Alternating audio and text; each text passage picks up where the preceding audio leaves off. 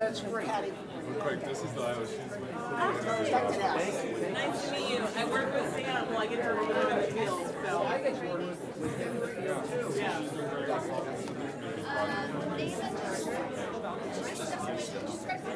great.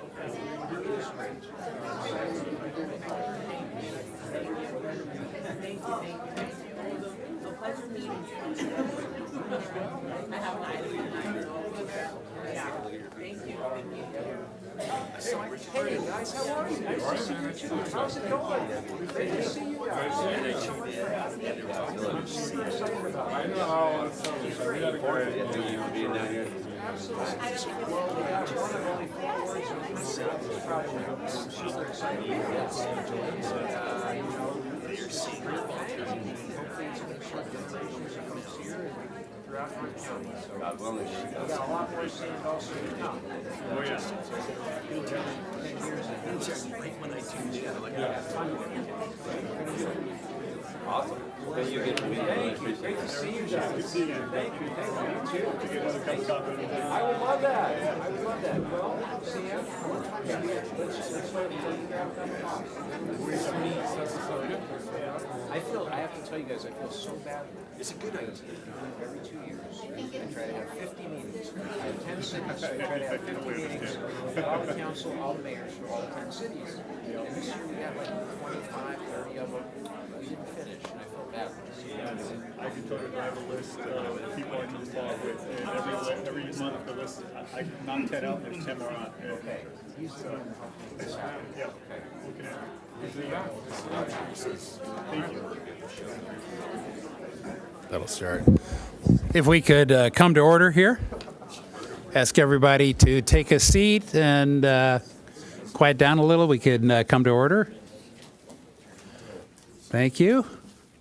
With that, I think we're ready to go. Okay, I call this meeting to order. Item number 2 is a roll call. If the clerk will call the roll. Sure. Councilmember Lyons. Present. Councilmember San Antonio. Present. Councilmember Shaper. Here. Deputy Mayor O'Hara. Present. And Mayor Ehlers. Here. Record will show that all members of the City Council are present tonight. Okay, and if you can, please rise and join me in the Pledge of Allegiance. Ready? Begin.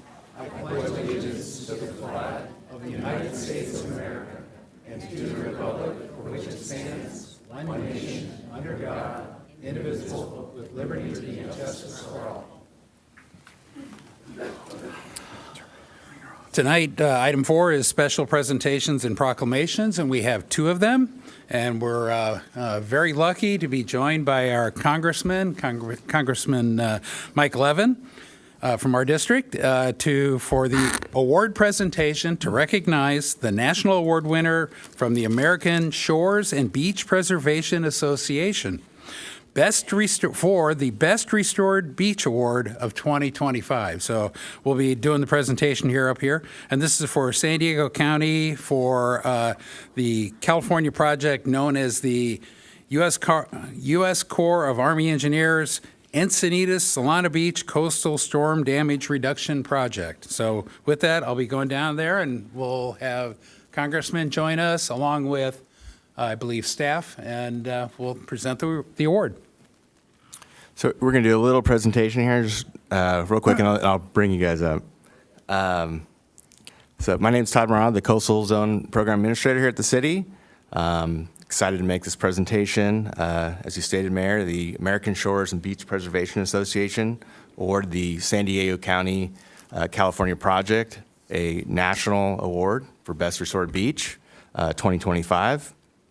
The project is located essentially Beacons Beach in the north end, south all the way to Swami's Point and Encinitas for segment 1, and then at Tide Beach Park to Del Mar Shores Beach and Solana Beach for segment 2. The project is the first ever federally approved programmatic coastal storm damage reduction project spanning multiple jurisdictions in San Diego County, California. The project has been approved and certified through the United States Congress for the entire 50-year life of the project, and that goes through 2074. Each segment is approximately 1.5 miles in length, ranging from 50 to 150 feet in width, with a varying reinurgement intervals and amounts of dredge sediment for the approved life of the project. The goal of the project is to reduce coastal storm damage reduction to property and infrastructure along Encinitas and Solana Beach shorelines and along the bluff top prior to any emergency action being required. The project was designed to improve public safety by reducing the threat of bluff failures caused by undermining wave action against the bluff toe by creating a beach berm in front of the bluffs that was wide enough and tall enough to dissipate wave energy from storm surge before it hits the bluff face. Lastly, the goal was to reduce the overall coastal erosion and shoreline narrowing in both study areas, which improves overall recreational opportunities, shoreline habitat, and lifeguard access and safety. And this is the result.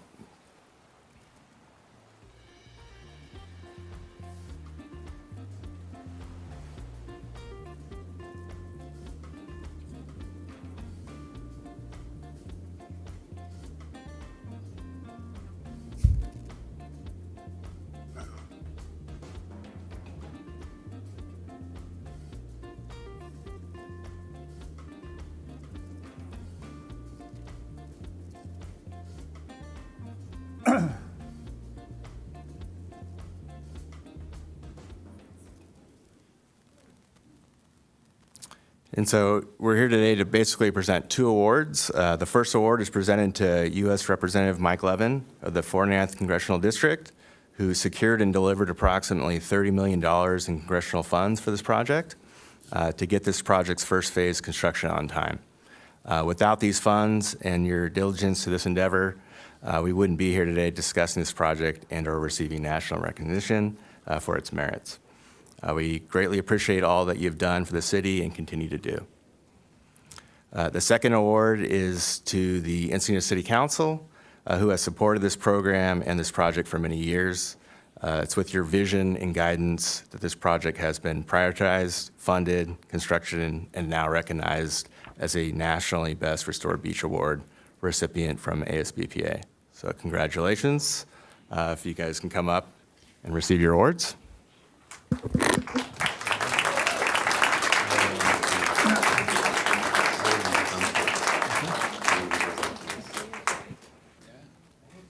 you. Yeah, and the other thing I think Todd didn't go into and I'm going to try and get this right, the ASBPA, is that correct? It's 100 years old. It's been around since 1926, so this is not a new flash in the pan. This is a big award nationwide, so, and I really appreciate the congressman. I think we all do, and it's not just this council. It's several councils prior to this that have been involved in this. This project was how many years in the making, Todd? 20 years in the making, yeah. And you know, there's another staff member that's a contractor now, but Kathy Weldon's not here tonight, but she was involved in the original start of it, and you've been involved with it you've been here quite a few years too, Todd, even more. So, and Crystal, I think you've been here quite a while too. So really appreciate this opportunity. So do you want to present I shouldn't be talking, I should be giving it to you to talk. Wanted to hand the award to you, and Thank you.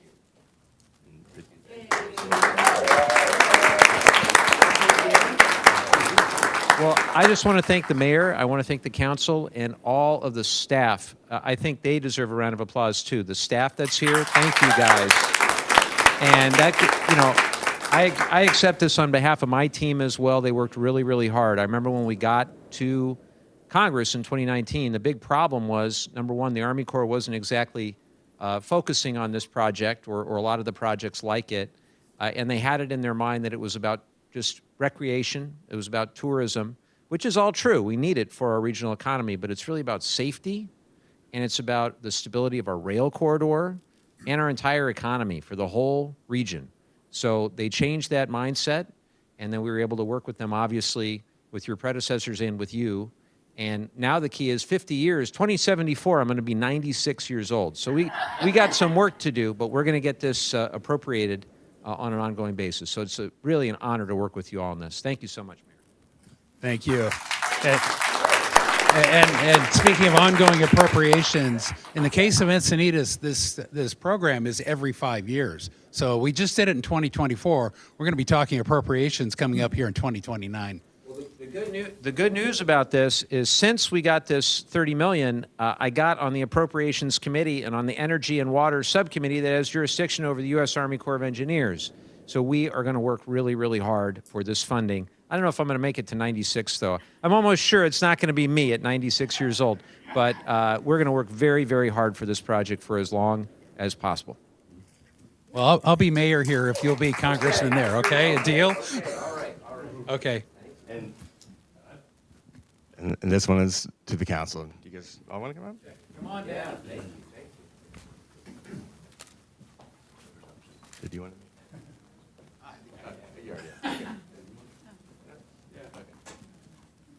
All right, everybody. I'm sorry we're not more for you guys. You need more of these. Both our hands. There you go.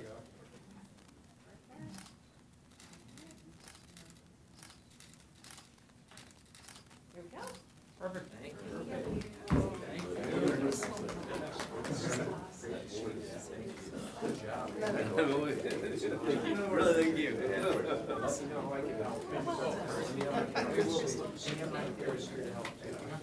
You've already been pinging Sam and Salome.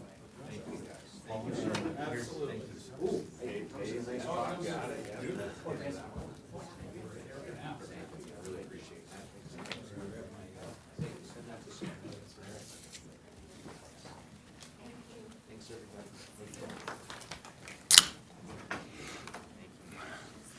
Okay, so moving on to item 4B, which is an update, a presentation of California Senate Bill 707 by interim city attorney Find. With that, you've got the floor. Thank you, Mayor. I think we're going to pull up the slides here. Fortunately, I don't have an award to give to the council. Instead, we're going to talk about some mandates that the legislature has imposed upon us.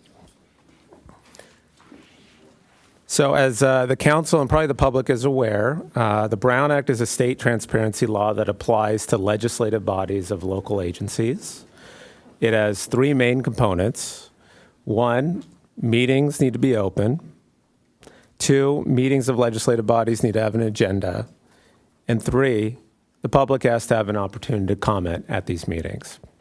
SB 707 is California's first major Brown Act modernization in decades. It's prompted by pandemic-era lessons about virtual access and equity. It updates rules on technology, accessibility, outreach, and social media use.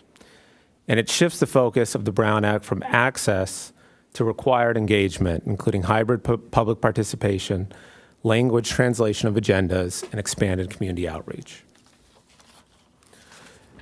So I'm going to talk briefly about some of the miscellaneous changes from SB 707 that actually went into effect on January 1, and then we'll get into the real meat of it, which are the requirements that apply to eligible legislative bodies beginning July 1st, which is the City Council. In terms of minor changes in SB 707, there's a few of them. One, back in 2001, the Attorney General was asked to opine whether or not members of legislative bodies, members of City Council, could remotely participate in City Council meetings as a reasonable accommodation for a disability. In 2001, the Attorney General opined that no, they cannot. The Attorney General was asked again after the pandemic, and in 2024, the Attorney General issued an opinion suggesting that, in fact, yes, that would be a reasonable accommodation for legislative body members. So after that, as part of SB 707, that opinion of the Attorney General was codified into law as part of Government Code Section 54953C. Another change from SB 707 is to Government Code Section 54957.95. That's the section of the Brown Act that allows for a presiding member of a legislative body to remove a person if they're engaging in disruptive behavior at a meeting. It wasn't clear whether or not that applied to teleconference meetings as well, and now we have that clarity thanks to a revision in SB 707. SB 707 also removes the sunset in AB 992. AB 992 was adopted in 2020 It generally allows for members of legislative bodies to participate and engage on social media.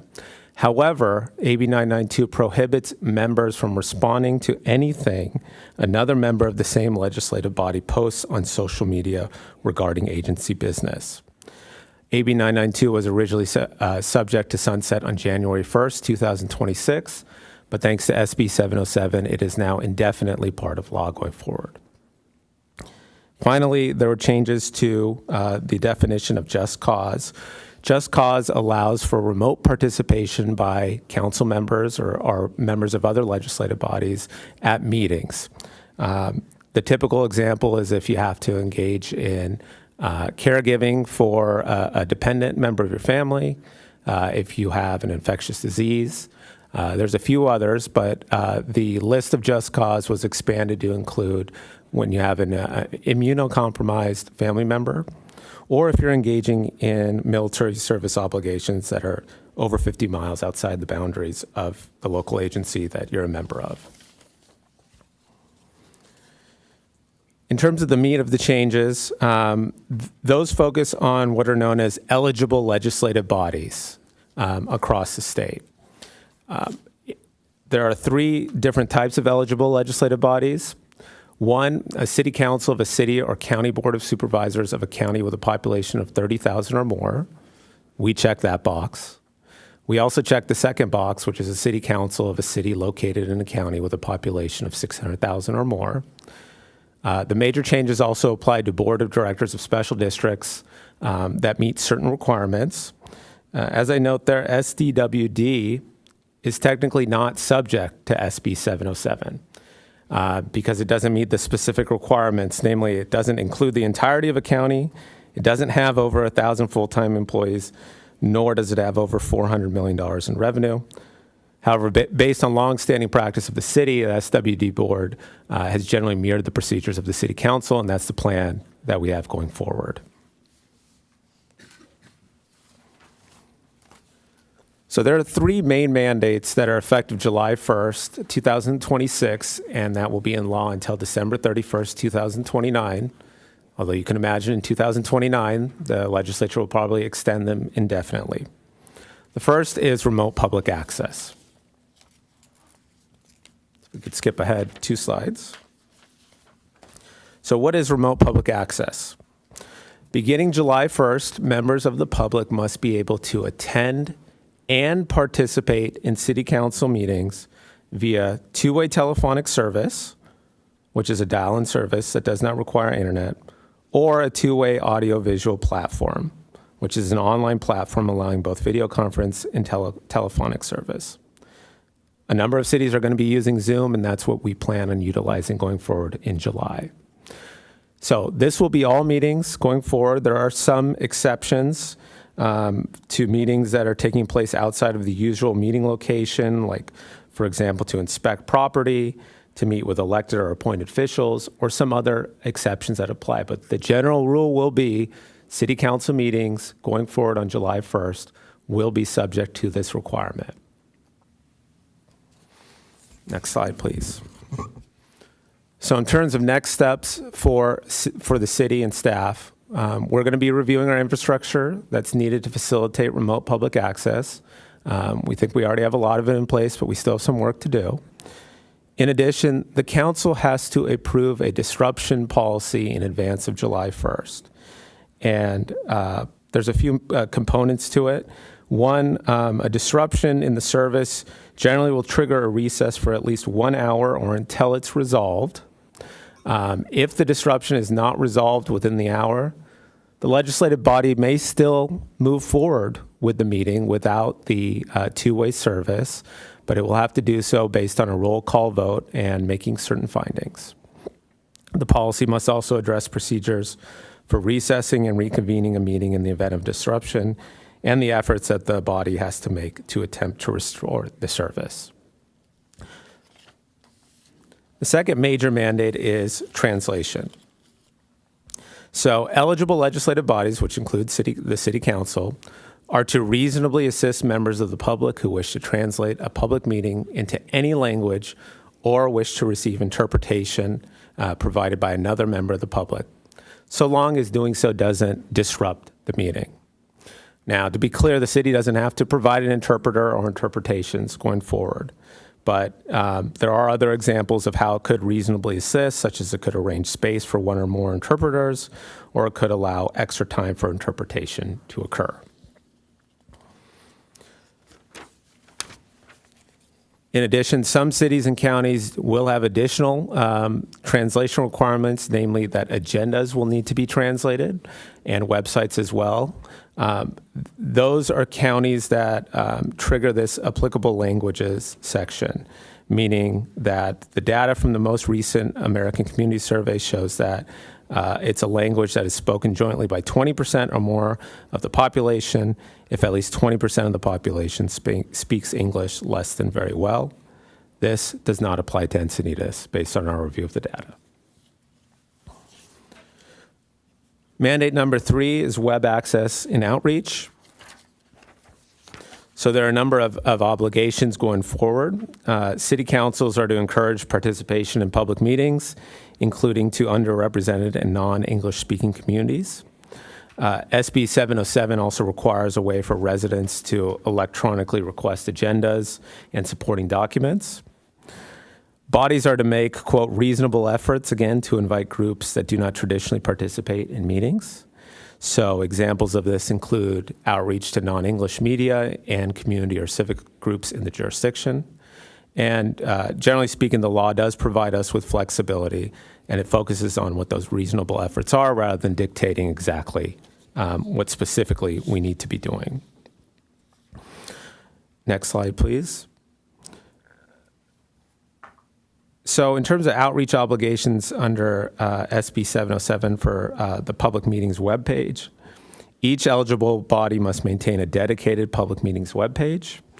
It must explain how meetings work and how to give oral and written public comment in person and remotely.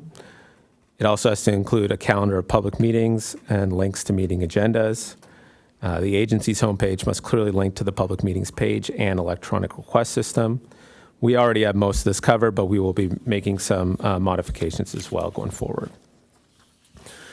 Finally, the last bullet point refers to remote meetings of eligible subsidiary bodies, and this is something that's optional for cities going forward. So SB 707 allows for certain bodies to meet entirely remotely without needing to post their remote meeting location, meaning not only the public attends remotely, but the actual members themselves can participate remotely without having to post where they're located. However, it still requires a single in-person location for the public to attend with at least one staff member to be present.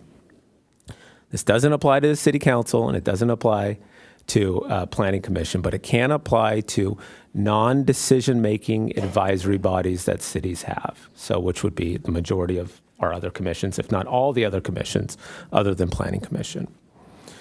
The requirements are that those particular bodies cannot hire, fire, approve grant funding or contracts, adopt ordinances, approve licenses, issue permits, or do anything aside from providing advice. And it excludes certain bodies as well. Next slide, please. And in order to allow for those types of bodies to meet remotely, the city council would have to authorize them to do so by a majority vote, and it has to make certain findings. It would require reauthorization every 6 months. If the body itself requests to present recommendations, then the city council must hear it, and it cannot be on the consent calendar going forward. So in terms of next steps for staff, we are working on our disruption policy, which we anticipate bringing back to the council in either March or April. We may have some additional questions as well for the council at that point, but for now I'm available for any questions that the council may have of me. Do we have any questions? I think I had one. I just have to find it.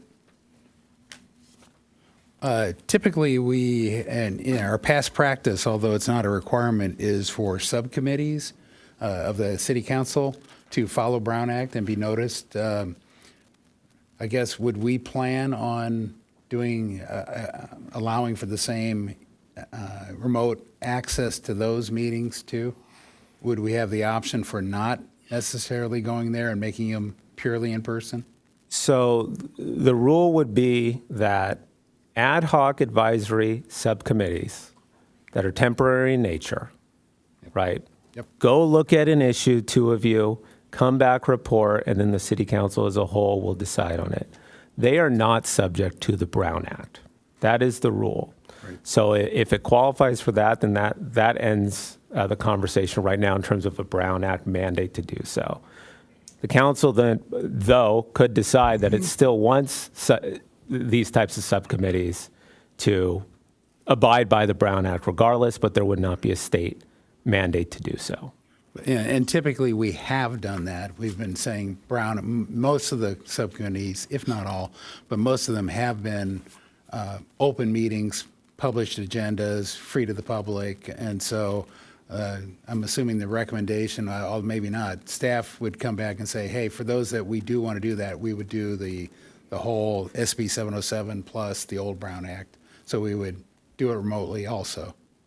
If that's the council's direction, yeah. I don't think we haven't actually come up with a recommendation yet on that at this point, but if ultimately that's what the council wants to do going forward with subcommittees, we would abide by that. Okay. I think that's something we should look at when we come back and hear any formal adoption of procedures and whatnot. We should consider the subcommittees also. Councilmember Schaefer. Just a quick question. Will this apply to our offsites, like our strategic planning? Yes. So those types of special meetings, unless they meet very limited exceptions, those will still need to comply with SB 707. So our strategic meeting that we just had at the library a few weeks ago, that would need to be two-way going forward. So there may be a technological issue going forward with taking it off-site. So that takes taking the staff to Hawaii off the table. And you are joking, right? Okay, no other questions? Then we will move on to oral comments, number 5. Clerk, how many We oral have comments? 12 speakers tonight. 12? Okay, we'll go with the full 3 minutes. 12 will put us a little over, but we'll go with the full 3 minutes. And I'm going to call you up 3 at a time. And just a reminder, oral communications are to speak on anything that is not on the agenda, and those slips need to have been in by now. So first 3 speakers, Beth Taylor, followed by Dante Fayal, and then Teresa Beauchamp. And if you could move up to the front to reduce the time in between, we'd appreciate that if you're on deck.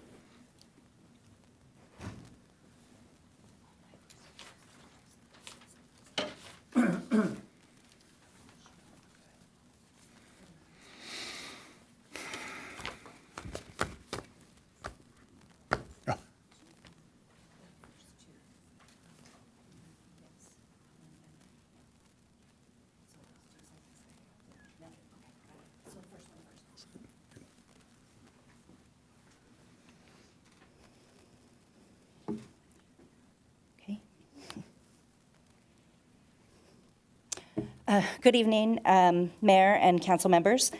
As a parent of children in SDU HSD and a nearly 20-year community member, I'm here tonight to ask you to remove Steve Hobeck from his committee appointment. My children have experienced countless racially motivated attacks throughout their years in the district, and one of the bright lights is the work of their peers to highlight their beautiful Black culture and heritage. There is no place for anyone to minimize, mock, or hate on such inclusive and wonderful bright lights. Recently, Mr. Hobeck posted about a Black History Month event at Canyon Crest Academy. In his post, he described Black performers as Blacks dressed in tribal gear banging on drums. That language is not accidental. It is racially charged, reductive, and designed to provoke.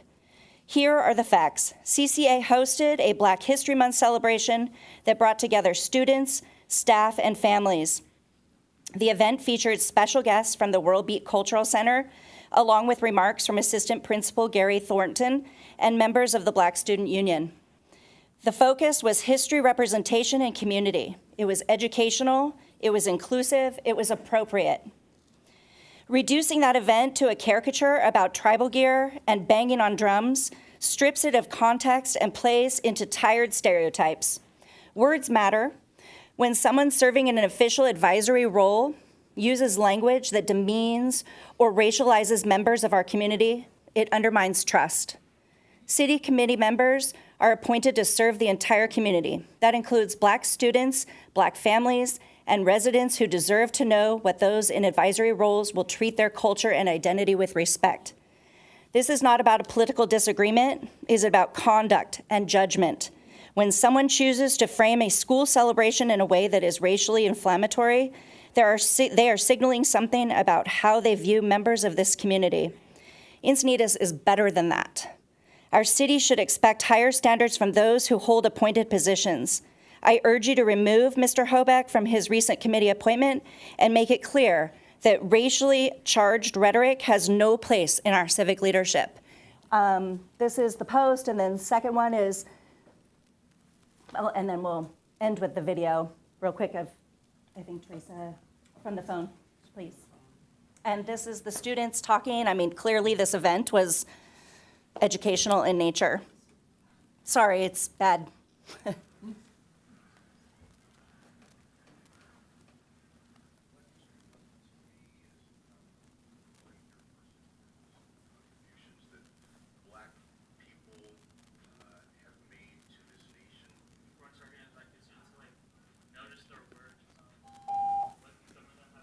Okay, thank you.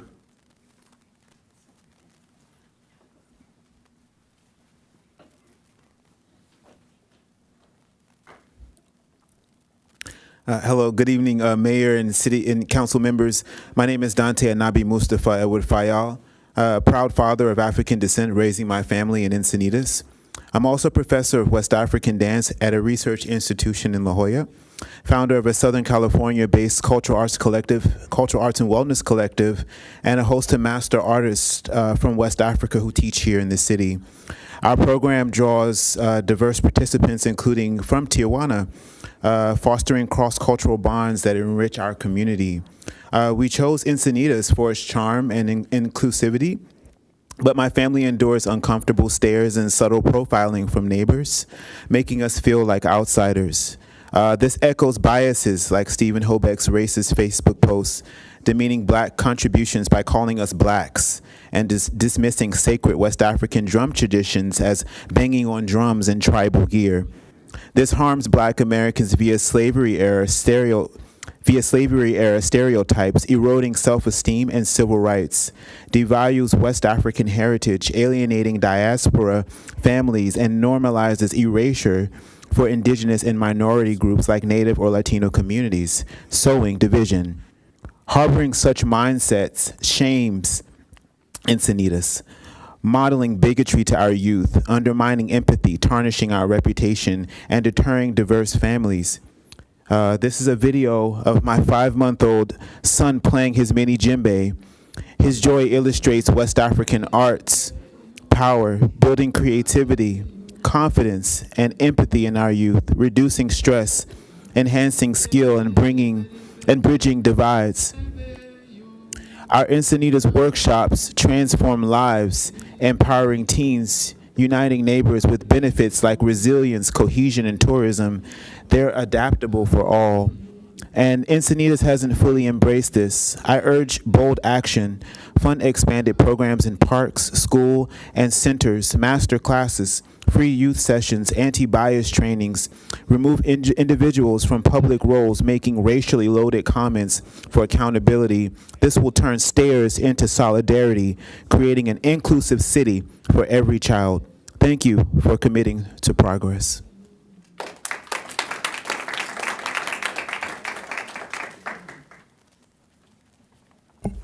Good evening, Mayor, council members. And that video shows my godson. Isn't he adorable? I am proud we found affordable housing in Encinitas for the parents of my godson.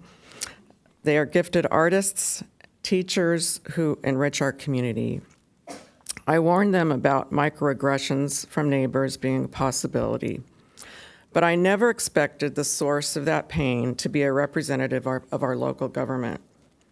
Within 48 hours of Mr. Hubick's appointment to a city committee, he cast a shadow on our city's integrity. His language, using tribal gear, banging drums, is reductive, denigrates the heritage of our Black neighbors.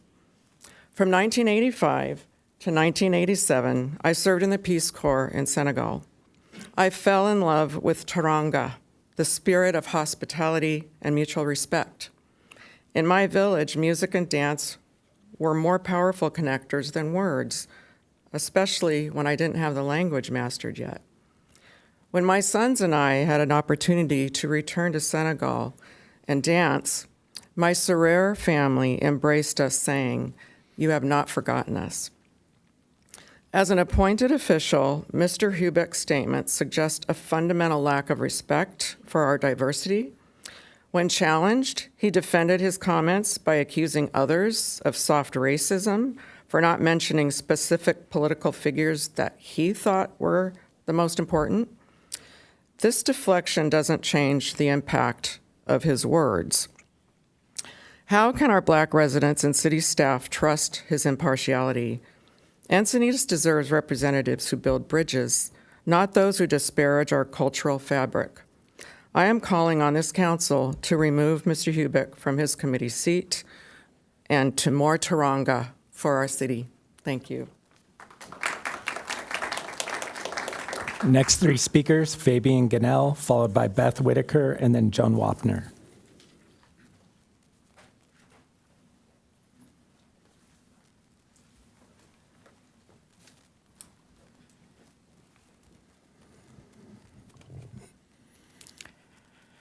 Fabian Ganell, Village Park. As promised last week, I'm back to talk about residential sign ordinance enforcement. The details are in the paper that I submitted, but in essence, the way the town enforces the residential sign ordinance, the ordinance itself, is broken for the reasons that I said. There's basically 2 points. There's a legal issue. The city is discriminating against political speech. Doesn't matter that it's treating both sides of political speech equally. It is discriminating against political speech, and that's unconstitutional. City would have arguments in litigation, but it would be another Miller-type case. You're going to lose summary judgment. You're going to have to pay to go all the way to trial. It would be a mess. And to be clear, that's not a case I would bring. I'm retired. I'm just saying that's the path we're on, right? And it's a path we should get off of. More fundamentally, there's a good government thing here. The ordinance prohibits things that people do every day. I walk down my street walking my dog, and I see things that are violations of this ordinance. People's flags, people's, I have a sign in front of my house that has my address on it. That's technically illegal. I had no idea, but it is. People's holiday decorations. They're technically illegal. And so people are now empowered to go complain and get a violation against them. That's a bad system. That's just a bad system. And the cities around us, they don't do this. They don't have this problem. Their regulations, certainly not perfect. Solana Beaches is a mess. Certainly not perfect. But they're better than ours. We need to fix it. Right? It's not a political issue. It's certainly not a political issue for me. But we need to fix it. I'm hoping, the agenda items for all communications say things can be directed to staff. That's what I'm hoping can happen here. I don't want to take up more time because I know you have 12 speakers, but I'm hoping that can happen, or I'm hoping that there's another path so that we can get this on an agenda and get it fixed. Thank you. And I think I can make a quick comment that it's already in staff's hands, so we don't even need to refer to it to staff.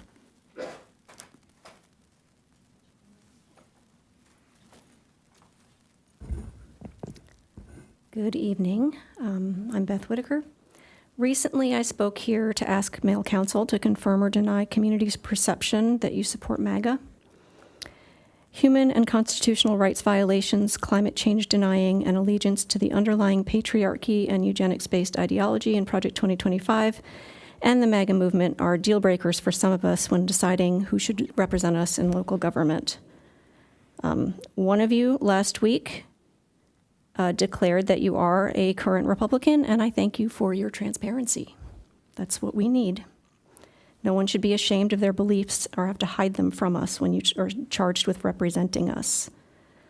Another one of you showed your Trumpiness through behavior and not through direct or coherent conversation.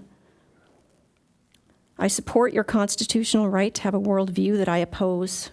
I don't support what I watched last week. Use of your power to publicly disrespect us and perpetuate baseless accusations of corruption while charged with representing us. We deserve competent, respectful representation. There are people here who believe in degrading others as fuel to their agenda, and I'm sure they will support you in your next election. People who think their own freedom is more valuable than the freedom of others and frame holding someone accountable as an attack. I am your neighbor. I'm not your enemy. And my intention for speaking is to hold you accountable for the office that you hold. I hope you change, and I will be watching for it. I believe in human change. I see it all the time. I change all the time, and I expect that of you as well. I'm not here with any allegiance to any political party or organization. I'm fulfilling my responsibility as a citizen. I am not your enemy. I want to support. There are things you do that I absolutely appreciate, and when I have spoken to defend due process when people were being unfair, I'm not here to call you out without accountability for myself as well. But I am a citizen of Encinitas. I love this city, and power to the people. Thank you.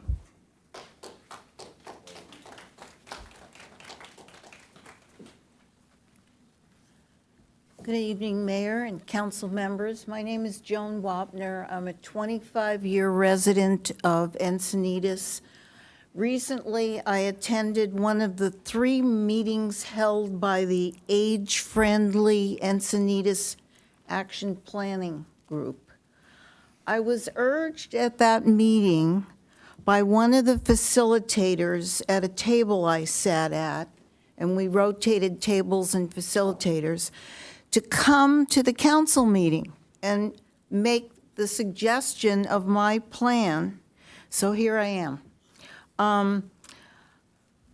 I urge you to reinstate what was once the ballroom dance monthly party at the senior center, community center. I used to attend it every month. It was packed. Then, for some reason, the price was raised for an entrance fee of $5 to $13, I believe I'm correct on these numbers, $13 for Encinitas residents and $17 for non-Encinitas residents. The whole thing fell apart after that, and near the end of the several times it was held, the 72 people that regularly showed up and filled all the chairs was down to 7 people. And dancing is a wonderful thing for seniors, and the research shows that it really does affect cognitive health. The risk of dementia is reduced by 76% more than any other physical or cognitive activity. So it's really an important thing for health. It also promotes physical safety because dancing involves balance and gait. And because of that, the science shows that there are fewer falls by seniors who dance.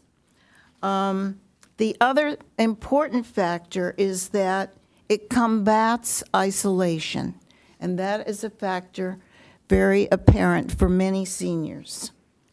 So I say, let's reinstate the ballroom dance, reduce the costs, and not reduce participation. And if I can be of any help with that program, please call on me. Thank you.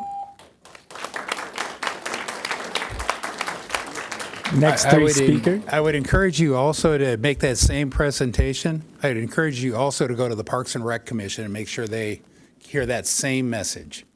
Yeah. I did go to the Seniors Commission last night. That too. Perfect. Next three speakers, Madison Rapp, followed by Dave Dean, and then Meenal Patel.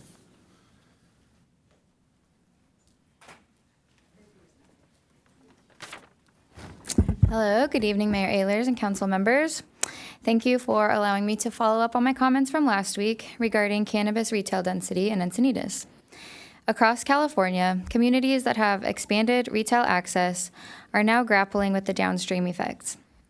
Increased youth exposure, normalization, and mental health impacts that fall not on the cannabis retailers, but on families, schools, and emergency rooms. Encinitas has permitted 4 cannabis retail outlets. For a city of our size, that creates a visible and concentrated commercial presence. Even when stores follow the rules, density matters. More storefronts mean more signage, more promotions, more product in circulation, and more opportunity for diversion to minors. In just the past few weeks, researchers reported that severe mental illness has spiked among young people along expanded access to high-potency cannabis. And the New York Times wrote that the United States has a marijuana problem, acknowledging that addiction and psychosis have become a growing crisis and calling for a ban on high-potency THC extracts, products like near-pure THC vapes that now drive a large share of industry profits. These developments reflect a broader shift in the conversation. This is no longer framed as a simple question of personal choice, but as a public health issue with real mental health and community safety implications. As leaders, you have the authority to evaluate whether the 4 current outlets in Encinitas serve our community's best interests and hopefully choose not to expand. Once retail presence is normalized, it is very difficult to reverse course. These are long-term decisions with long-term consequences for our children. And I respectfully ask you to put youth health at the center of this discussion. Thank you.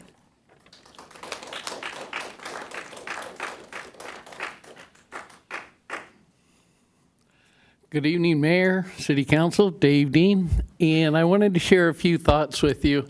I believe the success or failure of any team, group, or organization usually starts at the top. And I want to say thank you for creating a positive spirit in our community. It is amazing and turning out great. Share a quick story with you. We had some major runoff occurring after every rain down by the rock garden at Moonlight Beach. And what would occur with each rain, the dirt path between the sidewalk and the street that has some plants in it would get major runoff and go into the street. And it was quite extreme in washing out the sidewalk with DG. And so long story short, I shared that with some people in the community, Dave Knopp, Dave Norgard, Ed, and Hector. And just one quick conversation with them, they immediately said, no problem, we'll take care of it. The very next rain came. The following day, the problem was taken care of. And I'd been doing it myself for the last 5 years after every rain, and they gladly offered, stepped up, and did a great job in taking care of it. So I want to say thank you for your leadership and creating positive spirits with the people that work with you. Thank you. Sorry, and you use the My Encinitas app to report it, right? I'm just putting a plug in. All right. Good evening. I didn't know who Stephen Hoback was, but I'm absolutely horrified by what I just saw. But I'm here to say that I attended last month's City Council meeting to observe the process for updating the plans for the city, including policies that would be modified related to gun control. As a mom of young kids who attend school, it's an issue that I care about and one I wish none of us had to worry about, and I was really proud of my neighbors for showing up, especially the young people who bravely spoke up on behalf of their generation, who were raised watching their peers murdered week after week while the adults in charge do nothing about it. In a peaceful, idyllic town like ours, I think most of us were at a loss as to why this was being altered to create seemingly less safe conditions. I was ultimately glad at the outcome that night. What bothered me and lingered in my mind all month long was the conduct of the council that night that exacerbated my disappointment in council members' behavior since the election. Behavior I have witnessed in this room, online, and in the news. I have seen and heard condescension, rudeness, and even abusive behavior. I tell my 7-year-old that his behavior towards others is not only a reflection of his character, but also a reflection of our family, our values, our culture, and the education he receives thanks to all Encinitas taxpayers. He asked me after the last federal election why someone so mean gets to be president. I told him the truth, that he was chosen by people who think that is okay. I told him we don't have to worry about that though, because we live in a town filled with kind people. We are a kind town. We are a town with a lot of heart. As far as I am concerned, I have achieved my American dream. I ask you respectfully to reassess your behavior to align with how we, your constituents, including the youngest amongst us, expect. We don't want to have to explain to our children why unkind people get to serve on City Council. Joy, I'd like to particularly thank you for your consistent thoughtfulness and thoroughness, your professionalism, and the manner in which you receive the verbal language and nonverbal behavior directed at you. It is, to say the least, something to behold. Thank you.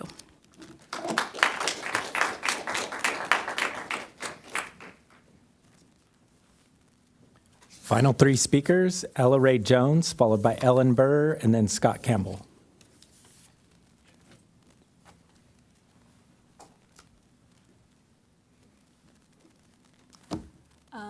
Good evening, everyone. Hello, my name is Ella Ray Jones. I am the Ocean Conservation Coordinator for Wild Coast, an international nonprofit working both in San Diego and Mexico. And I just want to start this off by saying thank you for everything you do to help protect our coast, our marine protected areas. We live in one of the most beautiful places in the world, unbiased opinion, of course. And we just really appreciate everything you guys do to support it. Next slide, please. As I said, I work with Wild Coast, so our broader mission is to conserve coastal and marine ecosystems and address climate change through natural solutions. So one of the ways we do that is through marine protected areas, and that's what I'm here to talk to you and give you an update about today. Next slide, please. So we carry out our mission in a bunch of different ways, but 3 main ways is to establish and manage these marine protected areas, or MPAs, you'll hear me to refer them as, protect and restore blue carbon ecosystems, and partner with local communities, governments, and private sectors. So that's kind of what we're here today. Just give everyone an update on what we're doing as Wild Coast on the ground with community members and in the field. Next slide, please. So I'm going to specifically talk about our tide pools. The tide pools have become somewhat of a monstrosity via social media over these last few years. Back in 2020, they gained popularity because of COVID. People are enjoying their natural environment, which we love to see. But most of the tide pools in San Diego are in marine protected areas and or adjacent to them. Next slide, please. So a program that we launched in 2020 is Tide Pool Ambassadors, where we're on the ground in the field with community members, educating them on proper tide pool etiquette and distributing educational resources and reinforcing how MPAs work. And most people don't even know what they are, so we're kind of trying to spread the message. And this is what our setup would look like if you ever see us out there. We're in a giant red tent, you really can't miss us. And so far, we've just been covering La Jolla because they are the main tide pools that people go to, but we want to try to expand this program to more northern tide pools to expand the good word of the marine protected areas and how to keep the system alive for future generations. Next slide, please. So this is just some of the signage and some of the rules that we try to reinforce within our tide pool program. And along with this, we are trying to partner more with state parks and CDFW to enforce this on a higher level, much less our little vest that we get to wear when we go into the tide pools only holds so much sway over community members sometimes. So this is the signage that we use and the etiquette that we really try to portray when we're out there with Wild Coast. Next slide, please. And this is an example of what our table would look like if you were to come. So again, these are the educational resources that we provide. I brought 2 today. We have a fishing compliance guide and a new California Tide Pool Marine Protected Area guide. They are available in the front if anyone wants them, including the public. They are lovely guides. Next slide, please. And thank you so much for your time. I hope you enjoyed the lovely pictures of some tide pool critters. Thank you.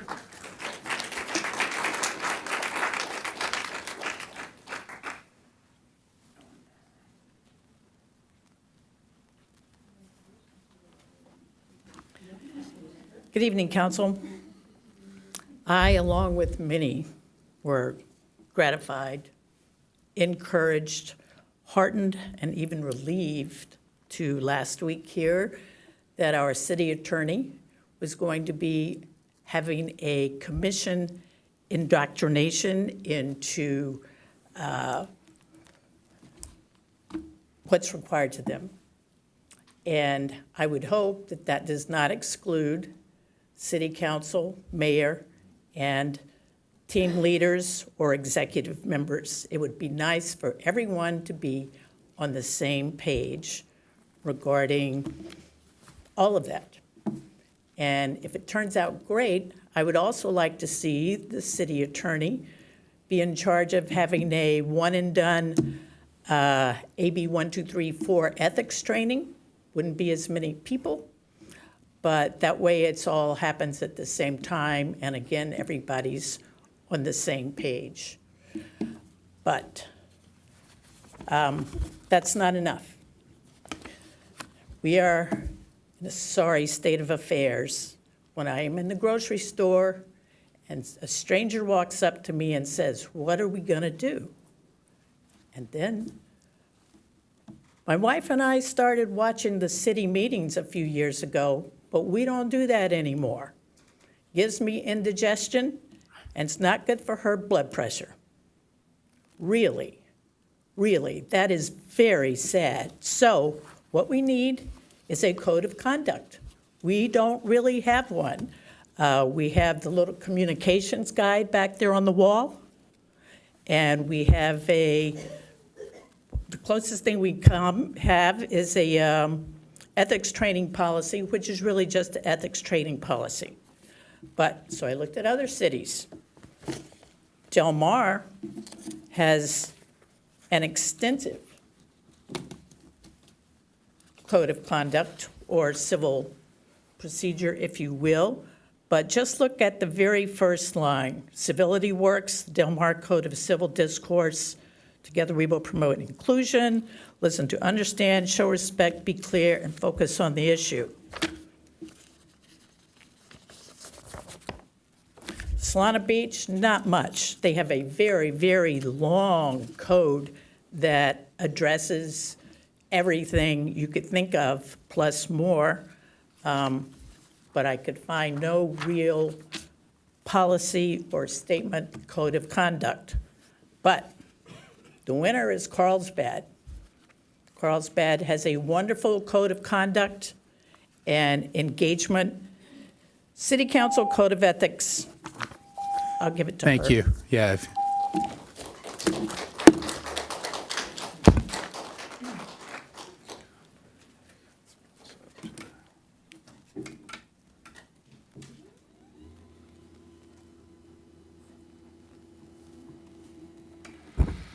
Like I said, you got to move this thing. We good? We good? Okay. All right, my name is Scott Campbell, and I am going to be civil and forward-thinking, and I'm going to try to connect the dots a little bit on this. I've heard some of this about commissions and other things tonight, so let's get on. So I did a study of work plans and how they overlap on all the different commissions, and I think we're doing too much. We're asking commissions to do too much, and we're risking conflict, that they're going to be working on the same things from different angles, and they're going to have different plans, and it's going to come back to you. You're going to have to spend more time making these decisions. So this is a heat map, and it shows some of the basic overlaps. And with the new business commission, notice them at the bottom, they're involved with every single aspect of the city goals. Now, there's a lot of themes, and we heard about the dancing.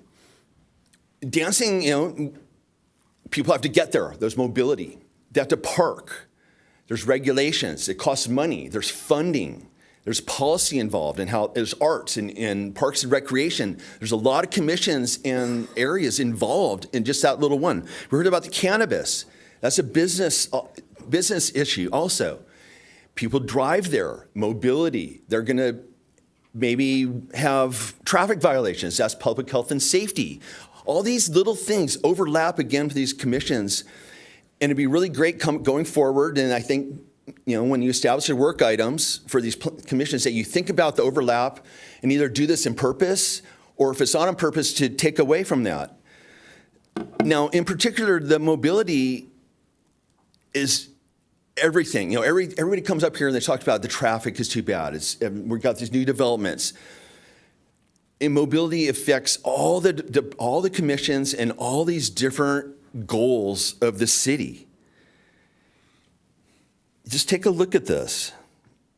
The parking is huge. The business commission is going to get this, and I'm going to say this right now. I want them to think about North Highway 101 and parking, what that's going to mean to business, and how close those cars are to the train tracks. Enforcement, we've got parking coming up on the agenda. Once again, we're hitting housing, and I'm not really sure what that agenda item is. It's hard to read, very hard to read. We'll talk about that. But once again, all these commissions are effective. Parking, how many meetings did we have with the parking ordinance? And I don't even think it's settled yet. So the whole point is, I asked the council, the Encinitas Citizen Review Panel asked the council to consider the overlap of all these commissions in terms of efficiency, financial stability, and planning. Thank you. That concludes oral communications for tonight. Okay, next I'll have the city attorney report out on our closed session. Thank you, Mayor. The City Council met in a special meeting at 3:30. There are 5 items as listed on the closed session agenda. There's no reportable action from any of the 5 items. That concludes my report. Okay, thank you. And City Clerk, are there any changes to the agenda? There are no changes to the posted agenda, and moving to the consent calendar, item 8D has been pulled by Mayor Ehlers, and item 8E has been pulled by a member of the public. Okay. Moving on to the consent calendar, I'll entertain a motion to approve the remaining items. Motion to approve. I'll second. Okay, I've got a motion and a second. If we call the question?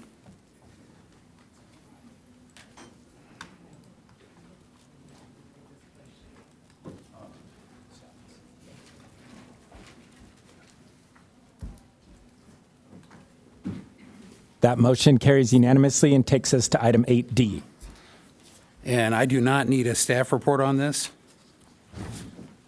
I had comments and I was looking for some consideration by the council if they wanted to do a little modification. So with that, I pulled this item because I have several minor course corrections, I would call them. The concept, the vendor selection, even the cost, I appear to be on course with what I'm looking for. I think it's good. My concern is that I want to make sure we get a truly Encinitas unique response. And I looked at some of the comparatives, and they are not in our same situation. They have more need for economic development than we do. So with that, I'll offer the following comments for consideration by the council. I think they're relatively minor. And I have it broken out into 5 different areas. First one is community character. How does our community character and our surfskate lifestyle history contribute to our economic vitality? And I would argue hugely. And that is, you'll hear me call it the golden goose. We want to make sure we maintain that healthy business, vibrant business economy, and I think we need to make sure that this analysis looks at that and understands its impact. I don't think the way it's written right now from the RFP, I don't think that is such a focus. It talks about how we would attract additional growth, how would we additional businesses, retail. It even talks about chain retail and restaurant, and I don't think we need to do that at all. The restaurants we have are great, and we don't need to go get a Sizzler down the street or whatever you want to call it. Number 2, page 29, the roundtable meetings. They were, we actually, the RFP proposes 4, and I'm going to call them, quote, they're micro-community roundtable meetings. And of course, we all know we were founded on 5 communities. And when I looked through at the 4 proposed communities, it didn't include El Camino Real, which is probably the largest driver of our sales and revenue. So what I would offer a couple options there. One, swap Olivenhain for El Camino Real and New Encinitas, or make it 5 and look at all 5. Probably have to do the least amount of work in Olivenhain because it's pretty sleepy out there. So that's, and then the other thing, talking about El Camino Real, not only is it really strong retail, we've got at least 3 car dealerships there. That's kind of economic driver we really need to be focusing on. So that's a change I would recommend. The third item I would, and these are modifications, it's not really derailing anything. Telecommuting trends. We are primarily a bedroom community, like it or not. And so we need to understand, and I think part of this analysis should look at what's happened in the last 10 years and what do we think will happen in the next 10 years as far as number of people commuting, either partial weeks, right? I know a lot of people that only commute to the office 3 or 2 days a week, so they're taking Monday and Friday off, and I think you see that in the rush hour traffic on Mondays and Fridays, in stark contrast to 20 years ago. And what's going to happen in the future? And what is the typical, I'll call it scatter chart, where people are commuting to? Because we have employment centers nearby in Carlsbad and Sorrento Valley, and we're not going to replicate that kind of density and diversity in employment centers. So we're going to be a satellite to those, and this plan needs to take that into account. The fourth area I would mention are hotels. The RFP mentions TOT and hotels, but I think it should explicitly address short-term vacation rentals, because I would argue that we probably have more short-term vacation rentals in town than we do hotel rooms. Sure. And so any analysis of TOT better look at the impact of short-term vacation rentals. And while we're at it, we're talking about housing, the negative impact that, because that takes away housing units, is the same time it generates TOT. And then the last item would be, there are quite a few meetings here, stakeholder meetings. That's a little bit of a loaded word from past studies we've had. I would argue that those need to be open meetings. Anybody in the public can attend. They should be noticed as such. I don't know whether we'll do them early enough. They don't have to be on video yet. Do them before July 1st. But I would argue that we need to do that in the open. We don't want to have we want it all done out in bright sunshine of public review. So those are 4 items. I don't think it changes most of the contract, but I thought before this goes to the contractor, I wanted to make sure we discussed it and gave our consensus on any changes. So with that, I'll leave it for comments. I've got Councilmember Schaefer.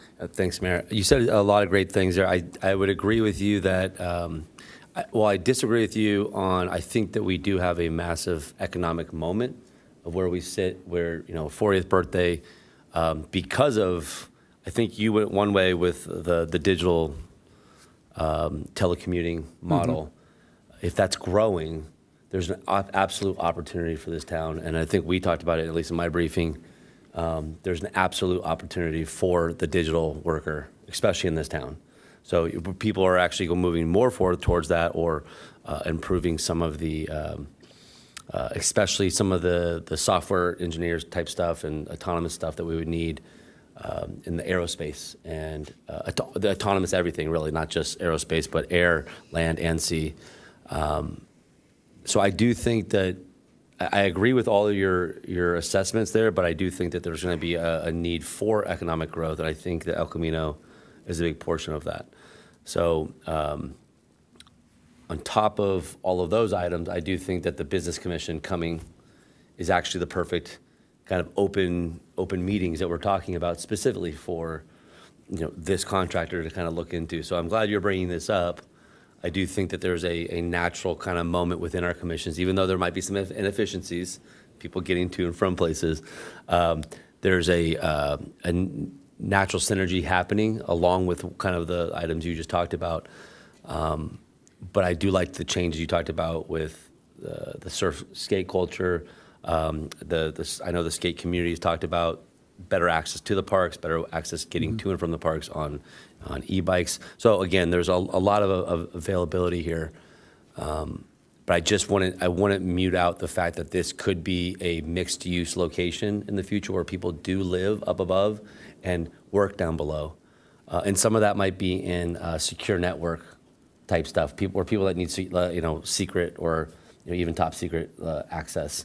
That gives a lot of value where we don't have to do a Carlsbad style infrastructure where there's not a lot of factory style or build out, where it literally is just cables and security protocols that would allow for us to amplify on massive future business revenue possibilities in our town with very little requirement other than the people and the computers they carry. So that crossover, but we talked about that in our briefing. So, but just to bring that out to the public, and again, I like what you talked about. Don't necessarily agree that I think where you go to the digital thinking that it's going to stay how it's been, it's rapidly changing, and we're going to move fast into basically the full-time autonomous employee. So, okay, Deputy Mayor O'Hara. Okay, so I love that we talked about community character, telecommuting model. We mentioned the business commission. I think all the mayor's points actually point to where I'm about to go with this. I think this proposal is running before we can walk. And what I mean by that is I think that this city, we have 290 employees. If we were a corporation, we had 290 employees, we would write our own economic business development plan. I think we have the resources in-house to first create what I would call a 30,000-foot economic development plan within our house, so that when we go to a group like the Nadelson Dale Group, we kind of have an idea what we want, and we can make sure it aligns with, because to your point, this company is from Yorba Linda, and Yorba Linda doesn't know Encinitas. And I think that we have a business commission coming on. We have residents, we have staff, and we have the resources to at least get the ball rolling, so that we know we don't get ahead of the ball and get downhill before the ball gets there and end up in the wrong spot to catch it. So what I think we should do is I think we should talk about creating a base plan, table this result. I don't like spending $128,000 on something I have no idea what it's going to look like, and I'm not sure I've been given the confidence to have the confidence that they know our community well enough, and that they will know our community well enough, to your point, Mayor, that they can build out a program that is, and I do have confidence in our residents, in our staff, in our council, in all of our commissions to give us a base idea of what we think, so we can put that 30,000-foot plan together, and then we can talk to the Nadelson Group and say, are you the right people to do this? And take that and make it something great. I think we have a lot of opportunities here. It is a great moment. Right now, I think this is like a three-phase approach, which is what's going on, then a CPP, and then return with feedback. I think we have, in this community, the ability to do what's going on through all of these ourselves and come back. So my suggestion is that we don't do this now, and we look to do our own, we can call it an in-house starter economic development strategic plan, for lack of a better way to put it. And we take that, we save the $128,000 for now. Maybe we will need it down the road, maybe we won't. I'd love to be able to give $120,000 back to the taxpayers. And then we come back, at that point we decide, okay, is it now time for a consultant? Or maybe it's, this picture is so clear, we need a third revenue stream. We should have figured this out a long time ago. I don't know, but I think this community can figure it out. So that's my proposal. Okay. Councilmember Lyons. The very first step of the scope of work is exactly what you were talking about, Deputy Mayor O'Hara. It's the outreach, it's the data gathering, it's the important data points that then inform what the goals of this work is. And I think it's a very important first step, and that's captured in the first task of this work.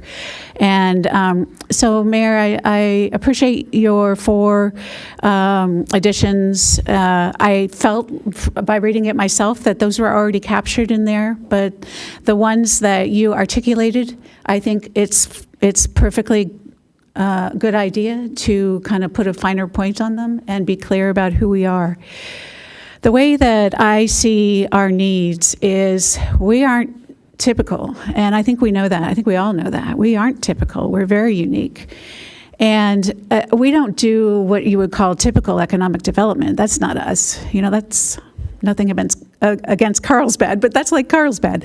But what we want to get ahead of is we want to curate a good way forward, because the private sector will be coming in, and they will come in with certain types of businesses.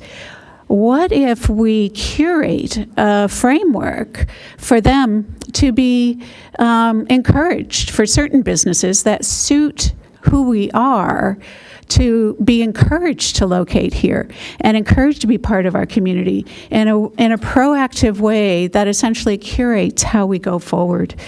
I don't think this is a heavy-handed kind of top-down economic development. We're just going to do it. It's not that at all. We're not that at all. And I've talked to staff extensively about that. We are special, and this is intended to help us have that framework that keeps us on the right track. I'd like to make a motion to approve this item with the addition of the mayor's points. Okay, and Councilmember Schaefer, you're up next. I would probably split the baby on that. I do think that, we think of our public health and safety. They have, Chief Gordon to oversee them of recent, and has really kind of streamlined some of the benefits. I think with the Business Commission starting right now with the addition of our private partnership here, and then obviously Mike and Delilah helping out in their capacity, I think there's a lot of guidance. And so, Scott just showed us the inefficiencies in some of our commissions. This is actually almost the perfect time to get training into our commission. And again, it seems like a heavy price tag, but if done right, this could be a very lasting initial phase to a new commission that kind of gets it bolstered up. Again, you're a run coach, so is it better to get a run coach after you've ran a couple of thousand miles and you had bad form, or in the beginning when we have, we're fresh and we learn from the start? So I'm trying to put it in your terms, but that's it's you can answer it all you want. Should I get a run coach or not?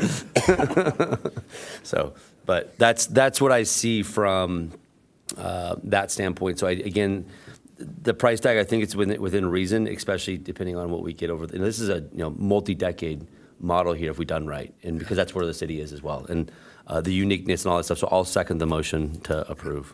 And I appreciate the run coach analogy rather than the Marine drill sergeant analogy. So yeah, that's good. So sorry, Councilmember San Antonio is up next. I didn't think about the cost of it. I thought that it was on par.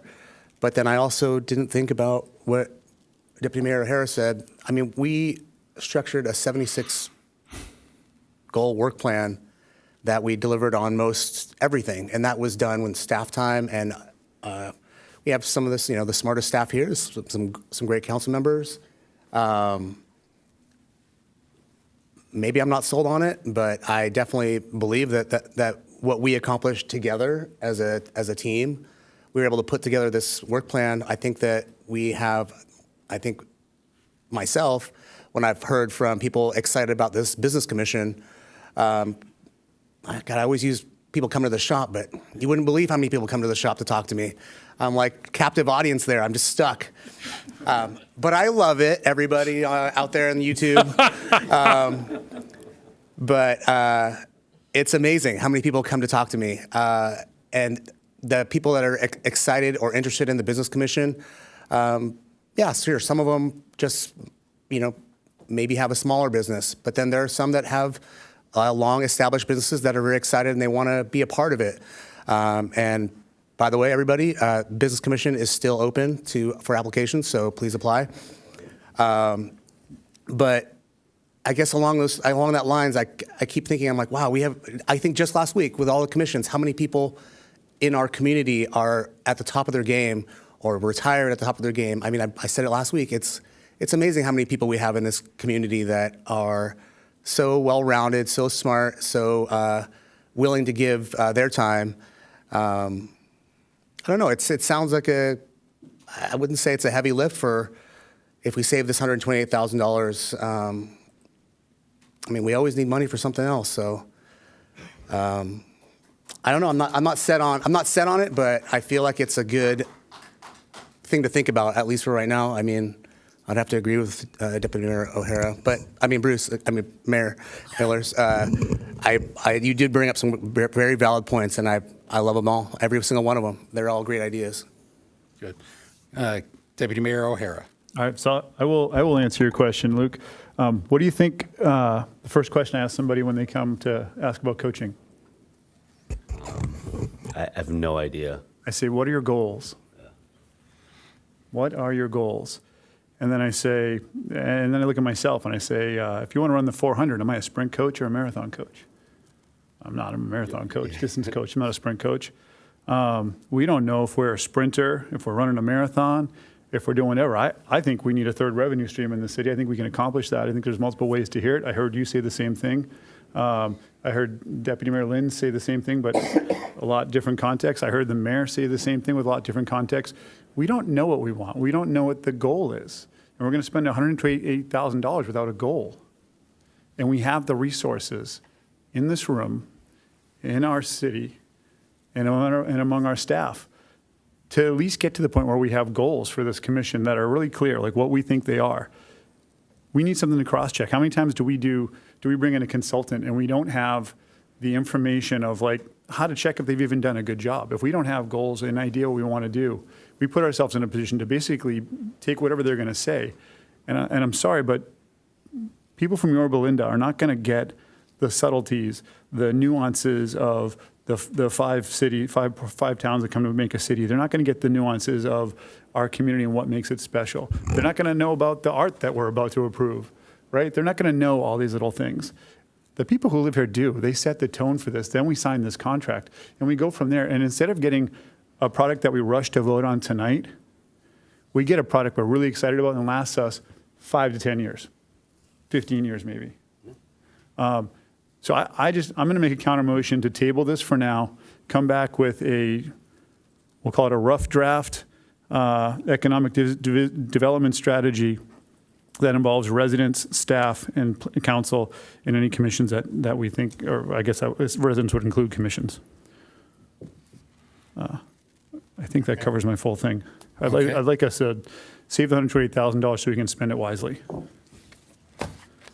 Okay, I'll hop in next. Yeah, I wasn't trying to derail this per se, but I definitely thought it needed to get off on the right foot, and I can tell I hit nerves, and so that told me there's something there. In other words, we're all sensitive to the very same issue, which is we don't want it generic. We want to make sure that it's something that is truly Encinitas. I appreciate that it calls out the general plan, and when I go back and talk to the people that founded the general plan, that actually wrote it, they were mostly resident activists. Some of them even show up still today. And what I've seen since we've been updating the general plan is we bring in consultants who give us their version of the general plan update, and then they go out and do public outreach to say, look, we got public input, but I never find it to be the same as when, as you're saying, it's written from out there. So I will second your motion because I think, I'm not saying we're not going to go down this path because I truly believe we need this, but I also think I now have a public member. So I'm going to stop there. I didn't have a public member before, but I do now. So I will we'll open the public hearing and then we'll. Sheila? We have one, just Sheila, former mayor, Sheila Cameron. Good evening. Historical enlightenment. We've been down this road before. I can't remember exactly, maybe it was 10 or 12 years ago, we invested like $800,000 with a consultant group. And there's been hundreds of thousands of dollars over the years. We don't get results. In fact, it was Julie Graboy who worked on that whole process, and she discovered they had taken exactly the words from another project they did in another town and stuck it in our book. And did it belong? Absolutely not. We are special. We are different. We can generate our own stuff. The general plan was entirely written by residents here. I mean, we had attorneys, we had everybody involved. And it passed the state of California once. That was it. Challenged a couple times later. Nope, it was perfect. So my historical enlightenment is don't put the money out. You have the resources here, at least to have the ideas of what we want our town to be. And we don't want a lot of chain stores or chain restaurants if we can help it. We have a few, but so that's my advice. I would support Jim O'Hara's motion, and you seconded it. Smart, thank you. Yeah, and then because we're going down the path of extra load on staff, the city manager, in all likelihood, wants to weigh in. Okay, so I do want to point out, as a Councilmember San Antonio, this was a goal in the work plan, 7.1B. So I just want to let you know, this goal is going, it was to do the RFP and get the consultant, so I'm just pointing that out, so not a problem. If we're all witness to that, that will end up going a little bit to the wayside. What I'd like to do is be able to talk to my staff. And Deputy Mayor Hara, we talked in briefing, so we're not surprised to hear it. Mike, Delilah, and I were all in that. So what we like to do, and one of the things I even talked about was maybe there's a hybrid. Deputy City Manager Mike James, he has department heads that he oversees, so he does a little economic development. Delilah's our management analyst for the entire department, for the CM office. She does some economic development. We're working on getting her certifications and some things like that. So we may need some help. There is some local help. We have the San Diego North County Economic Development Council, which we're a part of. So what I'd like to do is sit down with my two staff, see if we can come up with something where we might need to utilize and pay a little bit of money for some help that's local.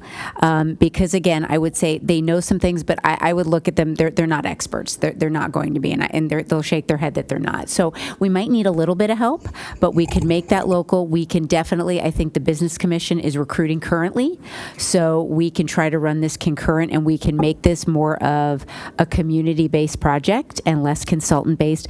But I'd like to look at that, and then I'd like to look at a timeline for council, because what I want to do is manage expectations, and I want to do it right. And as we've been doing with a lot of our other plans, we're coming to council and doing check-ins, like it was great with the HAP progress report. So if that could be entertained, we like to maybe come back with a plan that incorporates all of these comments, getting that community character in this business development plan, making sure we do identify the right people we want to engage in, have open meetings. So if we could like talk about that, I'd love to be able to bring something back to council where we could have that plan and Is it something bring that in front like of a us. Jim Ponder that would help facilitate kind of? There's some, like I said, we have a North County Economic Development Council. We could look at some of our local resources. We could also look at some of our other local partners and see if we could do something where we might need a little bit of resources, but not remotely $128,000. Well, and it could be that we come back and discover that we do need some of these services. So I'm going to go and recognize Councilmember Lyons. I think that the City Council has been reluctant to hire consultants for many things, and so I guess I'm not surprised to hear this. I believe that we know who we are, and it's our duty to always engage on that level. I believe that we know what's in our best interest. I don't blame it on others if things go a different way than they're supposed to. I say that we're engaged, and we need to step up and talk about what's important. And we do. I've been sitting here for over 5 years. We step up and we say what's important. We direct how things go. So I believe that there are experts in fields. I don't believe that everything can be done on AI. There's some nuances. There's a lot of nuances to how to do things right in our community. And I think with our powerful constituency that we have, and with the experts that can help, like we say we have this goal and we capture it, and they can say, well, let's make sure you achieve that goal. And these are some ways that I've learned, they've learned, they tell us. Other places that have tried this have done it this way, and other places this way. So they bring that expertise from having helped other cities achieve other kinds of goals that we can't possibly know all that ourselves. So I think there's a richness associated with the knowledge that an expert brings to us. And I understand that we want to do it our way. We're very strong in that arena. I'd hate to see us let this kind of get weaker by not continuing to use the services of an expert like this consultant. Okay, and Deputy Mayor O'Hara. Yeah, I just want to take a second. I've been pretty clear with what I said, and I stand by it. I think you're right. We do need a goal. I think that's a great comment. And I think that's why we're looking to do this. And I just really want to take a moment to acknowledge staff I know where this has been a lot of work for you, and I know that we may not be hearing what you wanted to hear when you put this in front of us. And I know that you were expecting different. And I just want to say for everybody up here across the board, I think I speak for everybody. We know this was not an easy job, and we appreciate the work that you've put into this, regardless of however the vote goes tonight. So I just want to make sure everybody up here, we get a chance to say thank you. I want the public to know how hard you worked on this too. Thank you. Okay. And I think it's a little bit of a timing issue. As I said earlier, I'm not ready to throw the contract out. I think it's setting up correctly to really make sure this goes the right place. So I think there's probably some modifications to the RFP/contract MOU.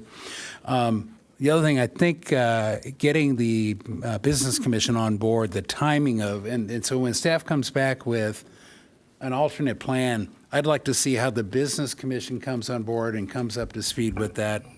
A place where I think the consultant will be necessary is for demographic data, for trends, that type of stuff. That is where regional plans that you've already done could be very important, looking at some of the businesses. But I really want this to be a far more organically grown analysis than we've been doing in recent years, and have it much more built out of the people of Encinitas, and leverage the consultant where we need the consulting help, and use staff where staff has availability. So, but I don't view this as necessarily that the contract's dead in the water, that it won't ever come back. I think we're going through a pause, table it, come back with a plan, and then we'll have a similar discussion, maybe as a regular meeting, not a consent calendar meeting. My city manager looks like she wants to say something, so I'm going to recognize her. Absolutely, we do that. The other thing is once we can regroup with staff, I do appreciate the comments the mayor makes. That's what I'm thinking, maybe we might need some consultant help here and there, depending on what we can do. We'll kind of do our SWOT analysis, our strengths, weaknesses, opportunities, and threats on what we can do in staff and come up with that. And if we can get it to council, sometime in March, or another idea we might be, if we're going to be doing quarterly updates with the work plan. Since this was on it, we can now come back with another plan and maybe modify that. I would appreciate that. That would be great, but we can work on that. Okay, and I too appreciate all the work staff's put in on this, and we're going to make it the best. So with that, I've got Councilmember Schaefer up next. So I agree with what you guys are saying. So there's validity in both, really both directions. The cities that they have worked with, Yorba, this company based out of there, have worked with the Coronados, they've worked with Oceanside, the Vista, they do have some extensive knowledge and kind of maybe not exactly what we're doing. So I do think that they have some value to maybe coming in and helping set up. But I also want to make sure I ask staff, what are your guys' thoughts? I mean, we kind of cut you off by not letting you get the staff presentation. So I'm not sure everybody has seen that. We have, but I don't think the public has seen what you guys have to present and what you would be doing. So we've kind of cut them off at so do you guys have any comments? And I'm kind of stalling a little bit so your brain can figure out what those comments might be. But do you guys have your own thoughts on where this is and what we've talked about with Business Commission? And where you think this would be helpful, or if we delay it for 5 months, is that going to delay us 10 years? Or, you know what I'm saying? Is there some validity in doing it right now? And anybody, either Delilah or contractor, yeah. Yeah, an opportunity to hear this feedback during our council briefings.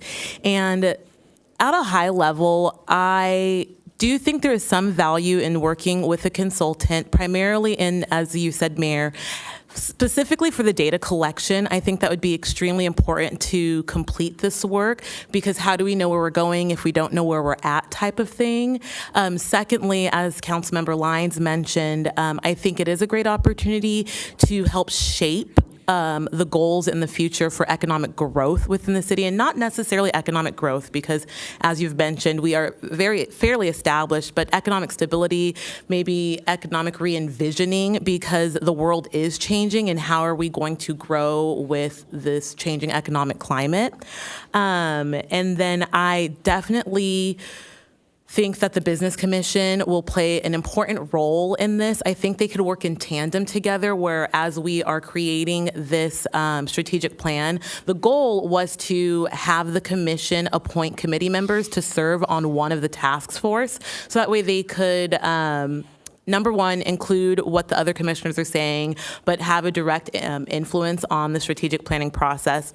And then lastly, to the points of how unique Encinitas is, that is 100% accurate. So part of the community engagement aspect of the strategic planning process did include extensive community outreach, that more than what you would see in what other cities have done. So we've included up to 25 personal interviews, interviews with all of the council members individually, the micro community roundtables, and we have our consultant here who has agreed to increase those community roundtables to up to 2, so that way we can capture all the neighborhoods within Encinitas and really hear their feedback. And all of that feedback would be incorporated into the final plan, so that way our residents do see themselves in this plan. And then I don't want to steal the show, but I did also bring Mr. Roger Dale, who is the managing principal with the Nadelson Dale Group, Inc., who could also kind of share what the approach is to an economic development strategic plan, and what is an economic development strategic plan. Because I think maybe to help shape the conversation, we could just start there. Like, what is an economic development strategic plan, and why is it important? And then also what our options are for doing a hybrid model as well. So Mr. Roger Dale. Thanks, Delilah. So good evening, Mayor Ehlers, members of the City Council. I'm Roger Dale with the Nadelson Dale Group, and I really appreciate the opportunity to speak with you this evening, and I certainly respect and understand the different ideas that have been shared this evening, and I think they're all solid ideas. So I'm really not here to promote a sales pitch for our services. If it works for us to be involved as we've proposed, or in some modified fashion, or not at all, that's the right outcome for us too. I would agree that Encinitas is no Yorba Linda, or Yorba Linda is no Encinitas, but I was going to say Encinitas is no Yorba Linda either. So every community is very unique, and happen to live in a community that also takes great pride in its uniqueness, and that has a definite influence on the way the community where I live and work does its planning, does its strategies for economic development. And so I'm very sensitive to those types of preferences at the local level for how you incorporate the local character into this type of a strategy. The way we have laid out the proposed scope of work, it really is intended to do that. It's a mix of data analysis, which anyone could do from anywhere. You wouldn't even have to set foot in the city to do demographic analysis. You can do that all remotely. But what really gives it the uniqueness that makes it Encinitas' plan is the extensive community outreach. And I would say that it really is a community-driven process. I mean, we're helping to facilitate it, but the ideas are not coming from us. The ideas are coming from the community, and we're trying to help organize that process in a way that everyone gets the opportunity to participate, and their ideas are heard and shared in a way that it can be integrated with what we're doing from a technical perspective to come up with a plan that is both desirable from the community standpoint, reflects the community's values, but also feasible from a market standpoint, kind of looking at what we know from working in other communities, what's feasible economically and would work to achieve the vision that the community is establishing. That being said, a couple of specific things. Delilah mentioned that we understand the interest in expanding the neighborhood roundtables or sub-area roundtables. We had originally proposed 4. And actually, the reason we did that, those were discussed specifically when we interviewed for the project with the panel that was put together. We're certainly open to adding to that. So we would do up to 6, no additional cost. The issue of telecommuting trends is definitely a component of every project that we do now. And again, I'm not implying that your telecommuting opportunities are the same as every other place we've worked, but there is a basic methodology for evaluating what your unique demographics provide in terms of opportunities for telecommuting and entrepreneurial development. And as Councilmember Schaefer mentioned, kind of the potential to combine that with mixed-use development. Those are all parts of our process. Definitely, we would look at STRs as part of the lodging. It truly is a lodging component of your lodging inventory, so that would be part of that as well. And we certainly would expect that all of our meetings would be in person, and that they would be, if this is the direction from the community and the council, that they would be public meetings in every respect. So that's our standard operating procedure for these types of projects. I'd like to say a couple of other things. Took some notes from other council members' comments. We talked about the digital telecommuting model. Definitely the opportunity, I think, exists with the newly formed or just about to be formed Business Commission, that this would really be a process that could help to, I would say, orient that group to what its actual roles might be in supporting business development in the community. We often are brought in to do these types of strategies with communities that have had a long-standing commission or ad hoc committee focused on business or economic development. And often they are kind of languishing because they've been around for a while, but they haven't had a clear direction on their mission. This type of a process is often an opportunity to kind of reorient and reprioritize their activities. And so I think the timing would be good here to actually help to define that commission's priorities and mission from the outset, consistent with a larger vision for economic development.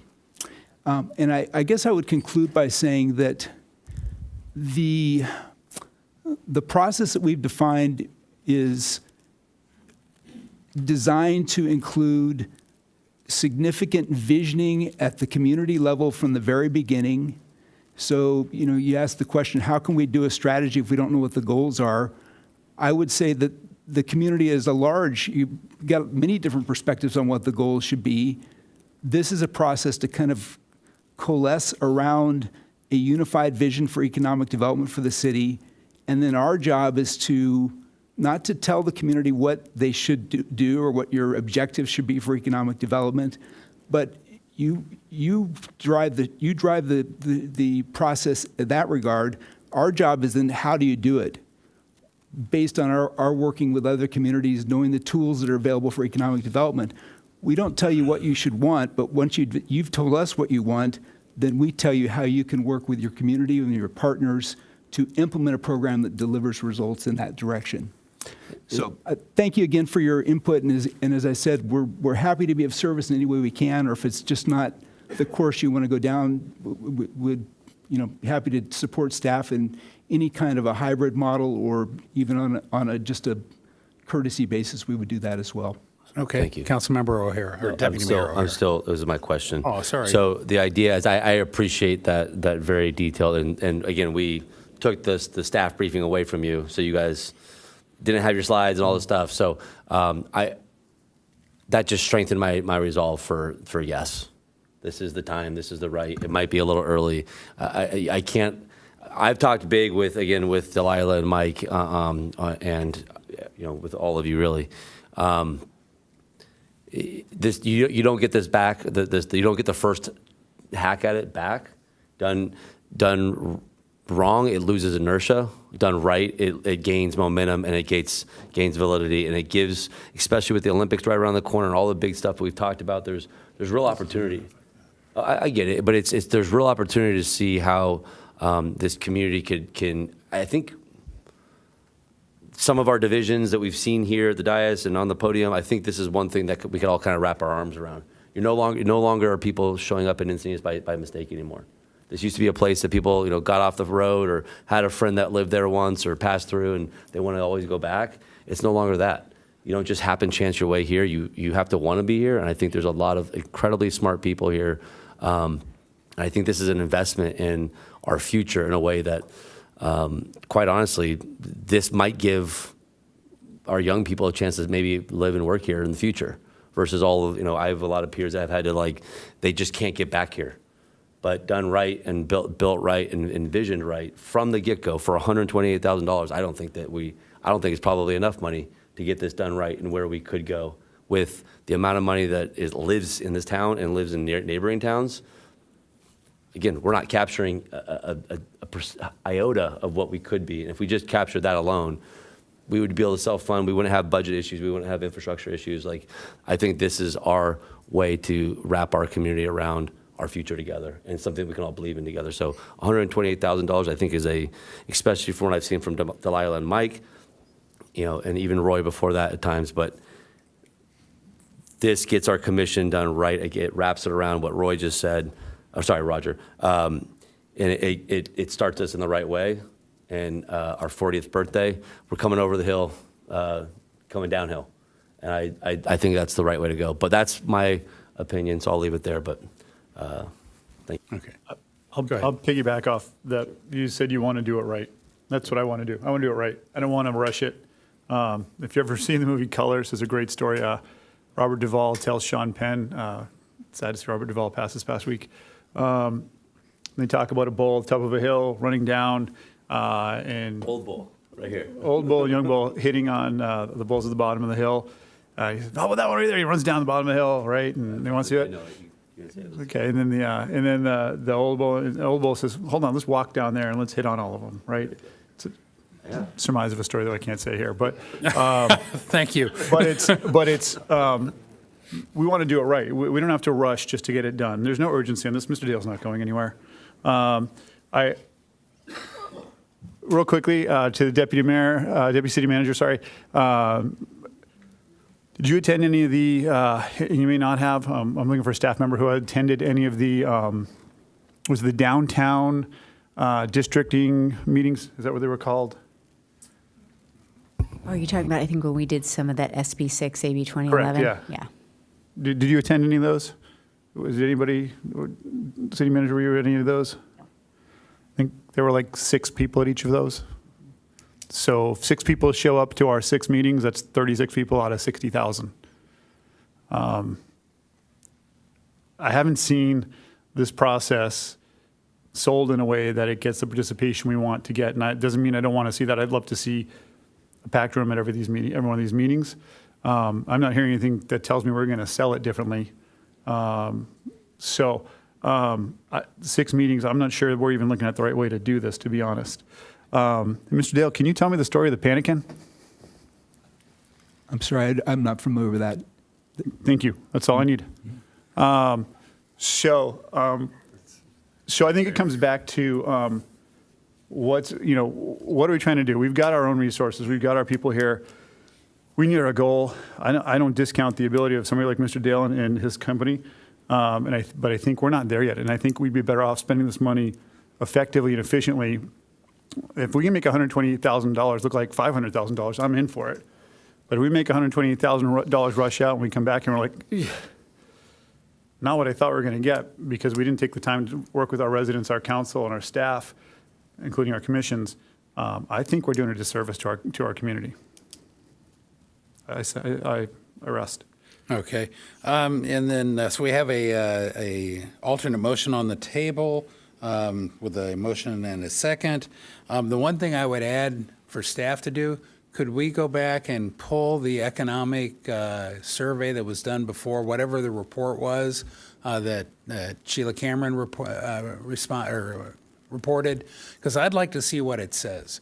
And I think I'd like to see it go to the council and possibly even be posted, because I think what we're going to find that we're reinventing the wheel that was already invented once, and I think it'll help inform us. Now, as I said when I seconded this motion, we're tabling it for now, but I expect it to come back with staff input and see if there's a better plan, and I think that report will be part of the informing of all of us of what the right path here is. And then we come back and have a non-consent calendar item and discuss it again, hopefully within 1 to 2 months, but I'll leave that to staff so that we don't have a long delay.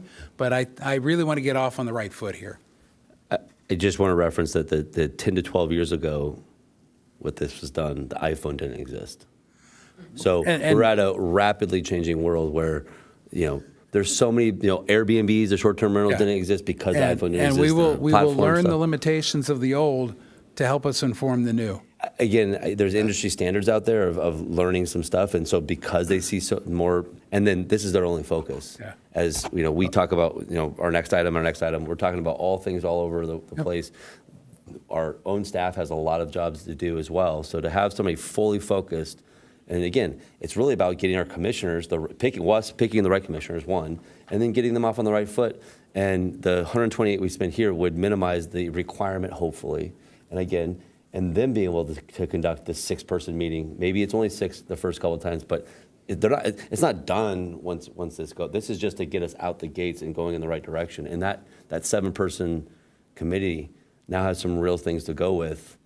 Because they're going to get there, to break the ice. The person that's the chair of that committee, is he really going to know how to do all the things while running a meeting and coordinating good effort and good conversation, where right away they can come in and get all of that kind of facilitated. Again, it might be in the partial model, and it may not be the full 28, but I'd expect that might be for Roger to bring back to us or whatever. But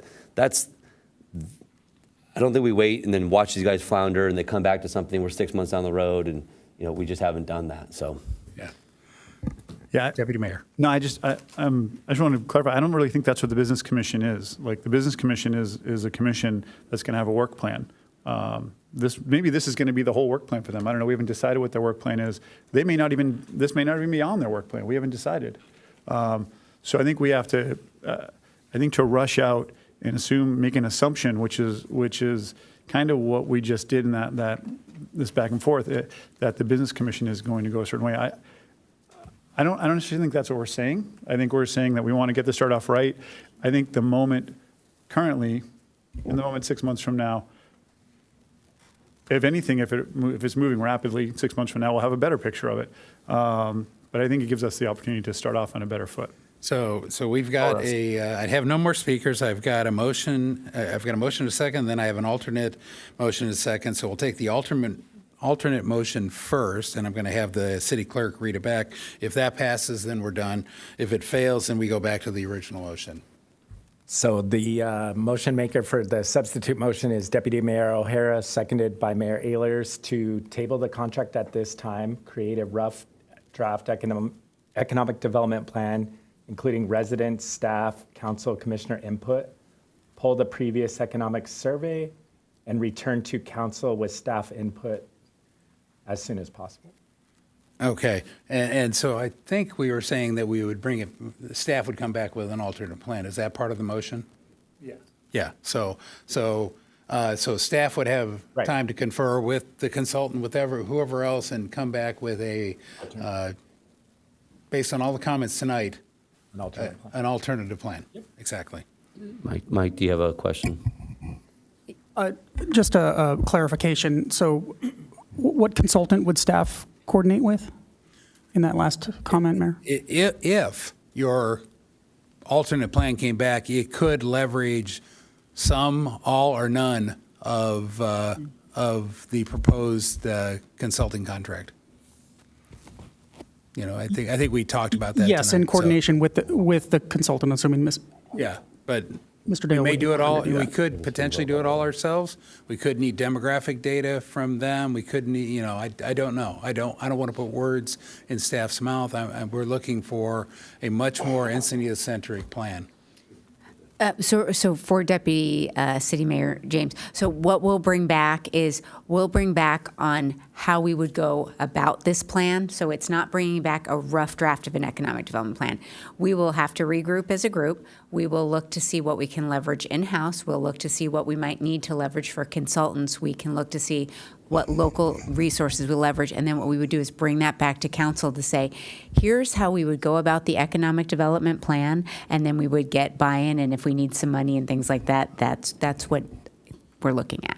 Only if this passes. Only if this passes. Only if the alternate motion passes. Alternate, yeah. So with that, I think call the question.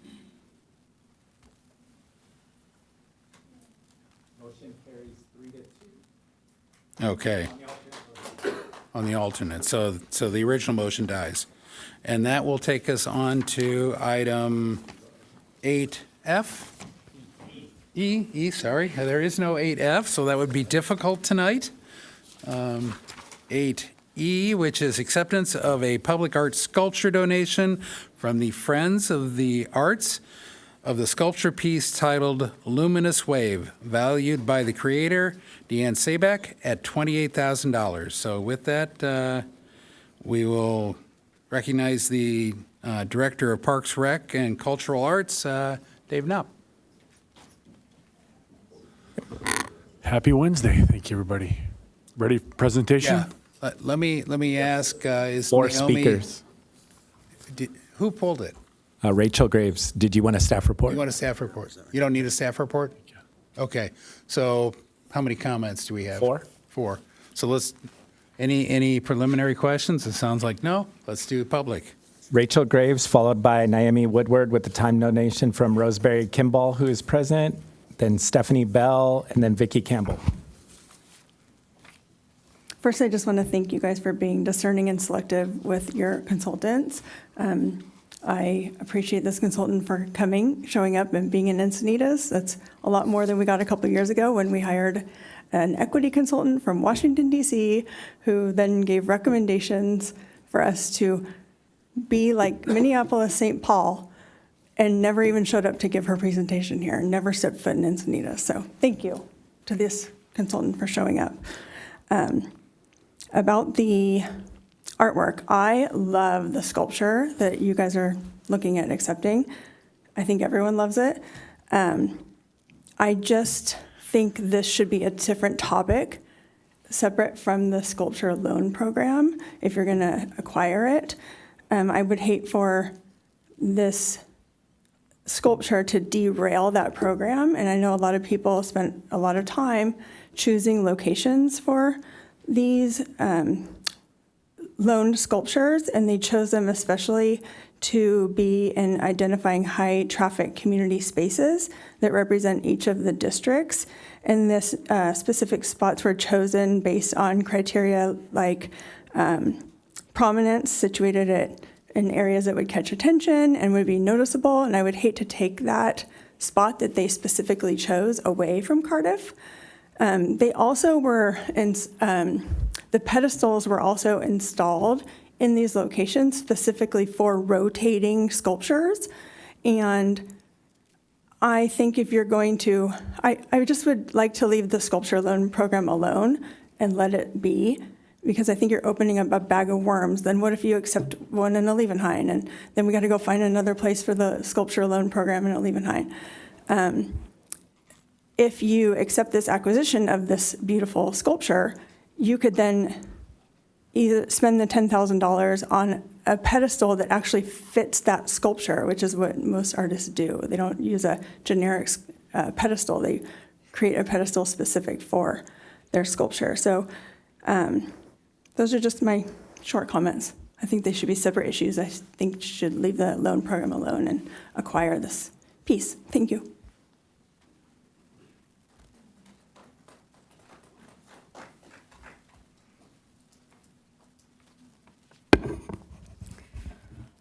Well, good evening. I wasn't anticipating to speak. However, it's nice to be here. My name is Naomi Woodward. I live in Encinitas, and I'm the president of Encinitas Friends of the Arts. I'm delighted to be here to essentially, on behalf of the board, to offer this beautiful sculpture to the city of Encinitas. This is not the first time we have done this. I was a commissioner when we came up with the sculpture program, temporary, as well as the permanent piece. And in fact, Jan Sebak, who is the very celebrated, well-known artist in Encinitas, was in the commission with me. And the idea behind the temporary sculpture was so that we could acquire the sculptures to donate to the city and make it part of their permanent collection. Then we would build more stands so we can have more sculpture to celebrate our artists, and for all the good reasons that I don't need to repeat and take your time here. And to address your concern, I'm glad that you like the sculpture. We selected to purchase that sculpture simply because of the community input. We'd be happy to continue with this program. Hopefully, we raise enough funds to purchase more sculpture in Olivenhain and other communities if the community embraces the piece. If not, we will leave it alone. But this particular sculpture has been celebrated and accepted, and it was designed for that particular location. And of course, Deanne is here as well, and I urge you to approve it, and I just think it's a wonderful addition. And I think Dave is going to be talking about the future of the collection, so I look forward to your positive response. Thank you.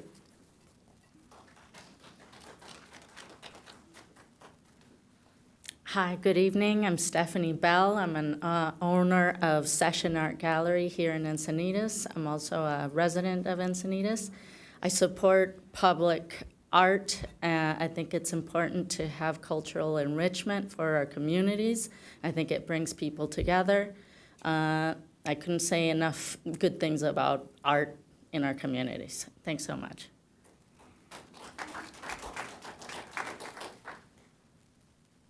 Vicky?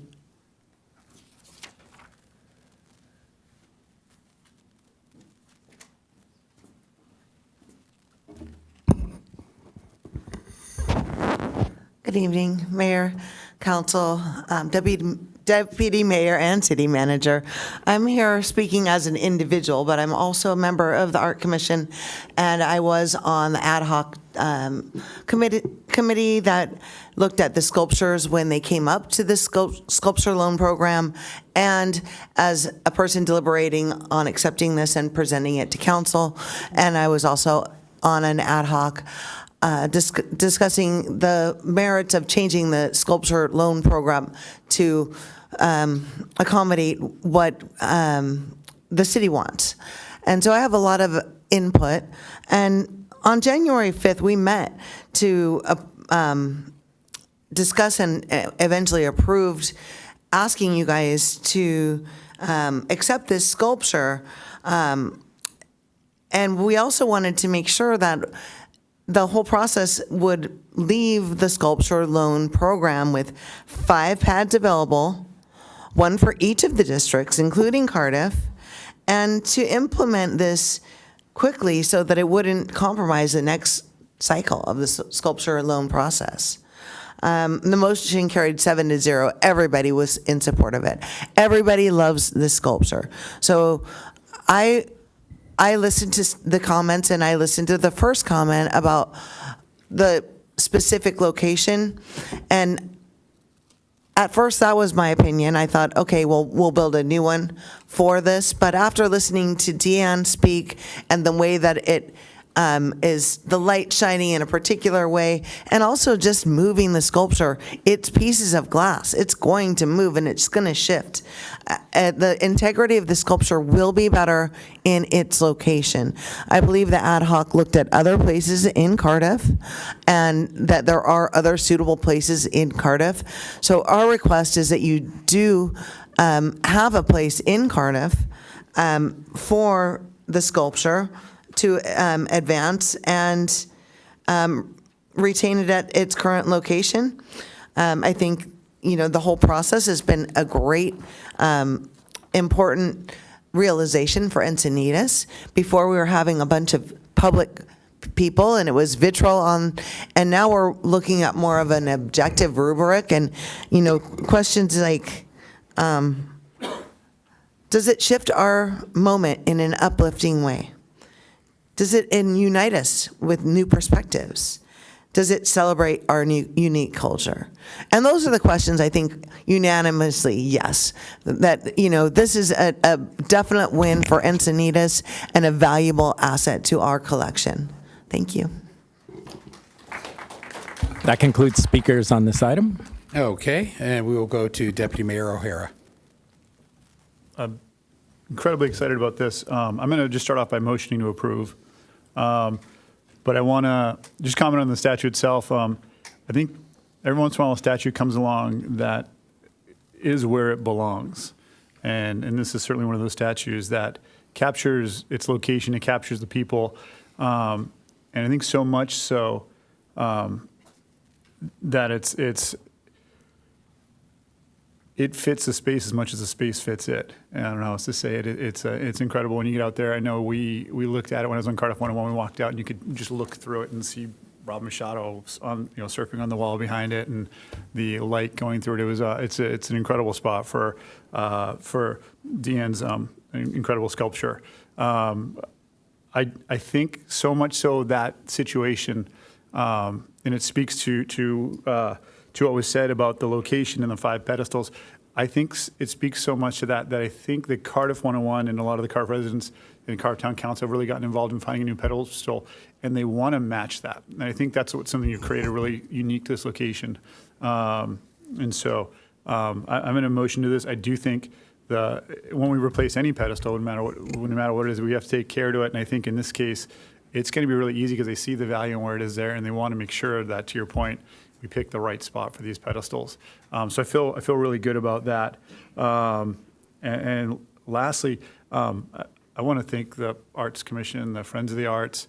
Brent, I don't know if you're in the Friends of the Arts, but you've been a big part of this. And obviously Dave for helping this program go forward in this instance. I think this is a huge win for the community. Thank you. Councilmember Lyons. I'd like to second the motion. How lucky are we to be so blessed with talented artists like Deanna Sabek and with generous supporters of the arts like Encinitas Friends of the Arts, and with the skilled and thoughtful Commission on the Arts and also staff. This is just a home run for us, and I'll reinforce that the location of this sculpture, being that it's kinetic, being that it's located next to the Rob Machado surfing mural, as soon as I saw it the first time, I'm like, oh, we couldn't have done this any better.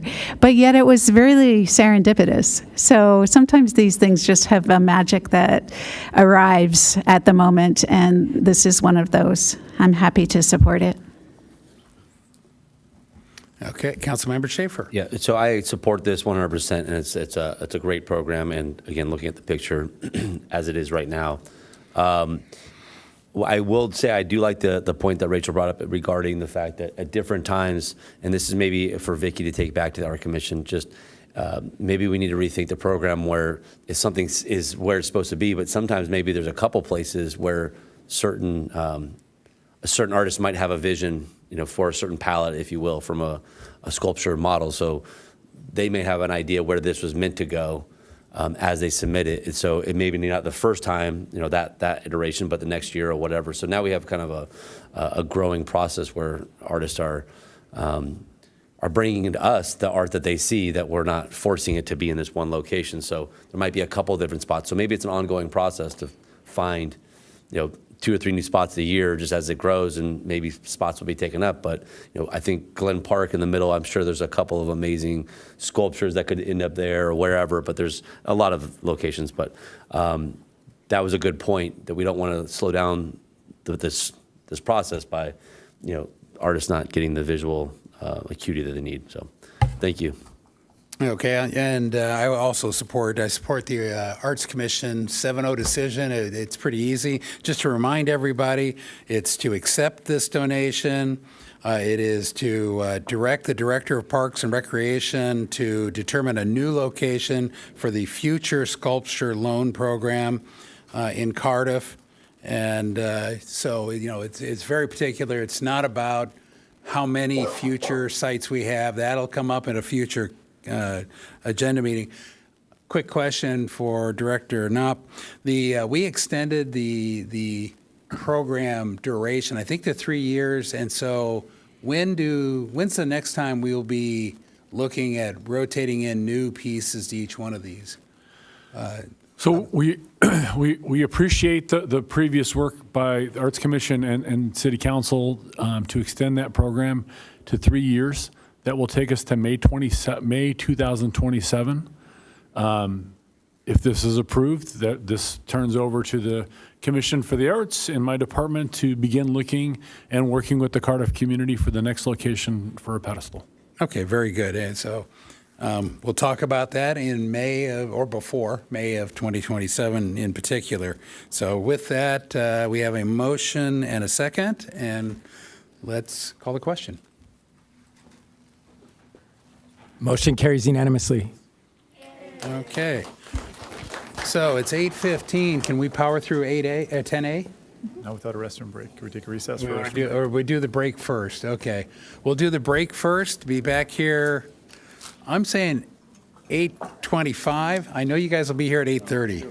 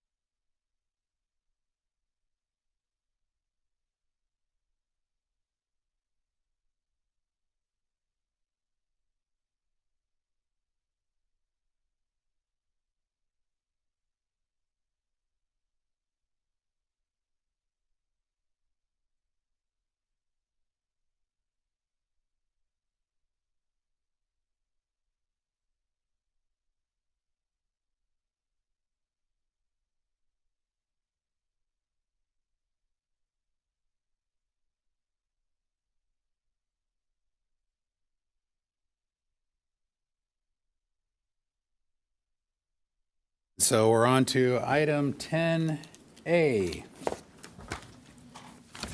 which is a public hearing. There we go.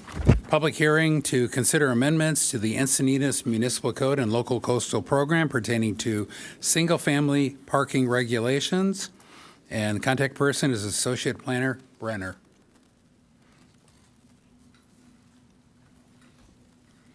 Good evening. We'll start with a staff report. Good evening, Mayor, Deputy Mayor, and council members. My name is Charlotte Brenner, here tonight to present item 10A, a zoning code amendment, specific plan amendment, and local coastal program amendment pertaining to single-family parking regulations. I'd like to provide some background on the item I'll be presenting tonight. This item is to bring the municipal code and the Encinitas Ranch specific plan into compliance with Assembly Bill 1308. This bill restricts the city from requiring an additional third parking space when a single family undergoes a remodel, renovation, or addition and does not exceed the maximum size limits allowed, such as height, lot coverage, and floor area ratio. Planning staff have been implementing this state law since it went into effect in 2024. Currently, the zoning code and the Encinitas Ranch specific plan require a third parking space if the floor area of a single-family residence exceeds 2,500 square feet. Therefore, the code is not in compliance with Government Code Section 65863.3, or AB 1308, which necessitates an update to the zoning regulations in the local coastal program. On September 25th, 2024, the City Council adopted Resolution Number 2024-111, initiating the required zoning amendments and local coastal program amendments. On December 18th, 2025, the Planning Commission approved Resolution Number PC 2025-35, recommending that the City Council adopt the draft ordinance 2026-01. To amend the zoning code, the Encinitas Ranch specific plan, and the local coastal program to implement AB 1308. To comply with AB 1308, staff have made amendments to Section 30.54.030, Schedule of Required Off-Street Parking. Underline is used to denote new text being added. The proposed minor revision would amend the existing requirement to exclude remodels, renovations, and additions consistent with AB 1308 or Government Code Section 65863.3, and as amended as shown on the slide. The same language has been included in the Encinitas Ranch specific, or Encinitas Ranch specific plan subsection 6.5.3, as shown on the slide, to bring the specific plan into compliance with AB 1308. Staff would like to note that the Encinitas Ranch specific plan is the only specific plan that requires an amendment, as the other specific plans such as Cardiff by the Sea, Downtown Encinitas, North 101, and the El Camino Real specific plan all refer back to the Encinitas Municipal Code Schedule of Required Off-Street Parking, and therefore no other amendments are required. Any amendment to the local coastal program requires a 6-week public notice of availability.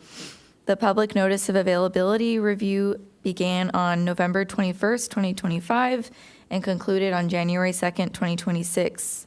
This notice is required to elapse prior to any final action being taken by the City Council on the local coastal program amendment. A notice of this public hearing went out on January 23rd, 2026, and staff has not received any public comments to date. Staff recommends that the City Council introduce ordinance number 2026-01 for zoning code amendments to section 30.54.030 of the Encinitas Municipal Code, section 6.5.3 of the Encinitas Ranch Specific Plan, and the local coastal program to implement state legislative changes regulating parking requirements for single-family residences pursuant to Government Code Section 65863.3. That concludes my presentation. We're available for questions. Okay, thank you. Since this is a public hearing, the next step is to ask council to disclose any other information they've received that is not included in the staff report, and I'll start at the far side with Councilmember Lyons. I have nothing to disclose.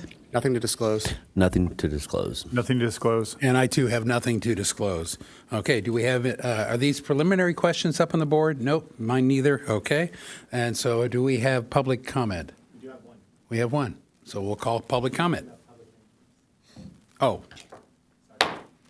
Here, the hearing is now open. Ellen Burr? I just wanted some clarification for the public and everyone about how this impacts either ADUs and vice versa, how ADUs impacts this, and also a lot split situation, if at all. That's it. Thanks. I can clarify. That concludes speakers on this item. That concludes, okay. You want to respond to the impact to, oh yeah, close the public, thank you. My deputy mayor is helping me. If you didn't, yeah. Do you want to, can you respond to the question from the public? I thought that's a fair question. Does this impact ADUs or, I assume, SB9 lot splits? So this is separate from ADUs and SB9. It's unrelated. The parking regulations for ADUs and SB9 lot splits are separate regulations from this government code. This is specific to single-family additions and remodels. Okay. Okay, with that, Councilmember Lyons, you've got the floor. Thank you, Mayor. Thank you for the clarity on the explanation for this item. I see it as a housekeeping item, and I see it as being very narrowly tailored. Given that, I'd like to move approval of the item. Okay, very good. So we have a motion. I'll let you go, Deputy Mayor. I'll just second the motion. And for what it's worth, Ellen, I asked the same question. I think it was a great question to ask. I'm glad staff had the chance to answer it. I'll join Councilmember Lyons. Okay. And then I just want to hop in there, and it's more of an editorial comment about this is just another erosion of our local control. And in fact, it's superseded our code already.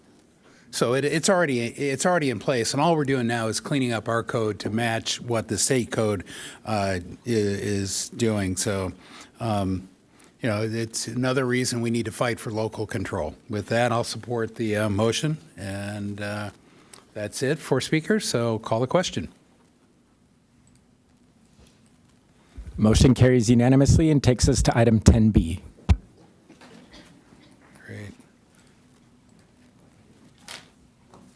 Okay. Item 10B is City Council Legislative Program, policy number C024, and the contact person is Deputy City Manager James.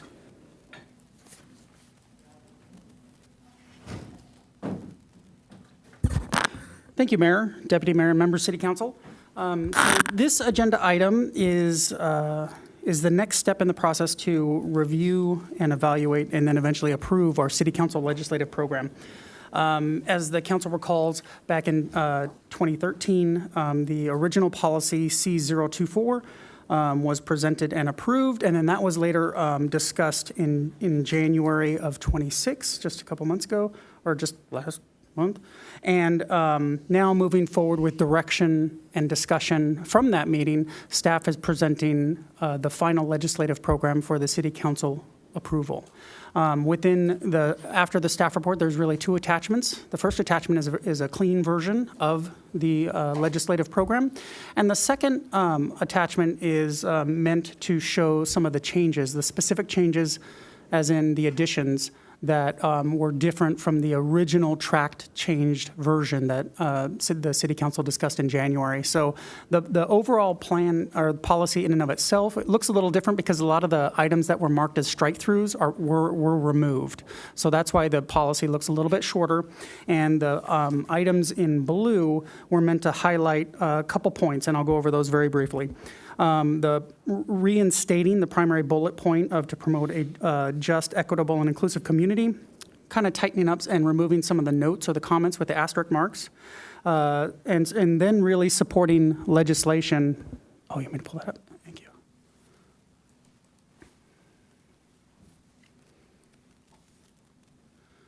And then, and so that's the reinstatement. And then moving forward to the 3 bullet points of supporting legislation that discuss enhancing communications regarding federal agency actions within our community, the prevention of gun violence, and then further discussion about mental health care and awareness and improving suicide prevention. And then lastly was the discussion about strengthening the availability or legislation that would strengthen the availability for long-term sustainability of disaster insurance. So with those changes included, that concludes staff's report. And at this point, staff is available for questions. Okay, and I don't believe we have any questions of clarification from anybody. Okay, how many public speakers? We have 3. Okay, we'll take public speakers now. Nancy Hardwick with the time donation from James Hardwick, who's present, followed by Kara Shine with the time donation from Deanna Nino, who is present, and then Patty Stottlemyre.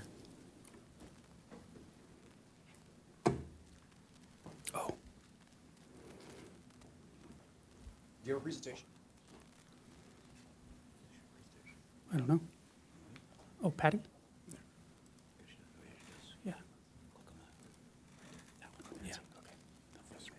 Got it. Is this the forward?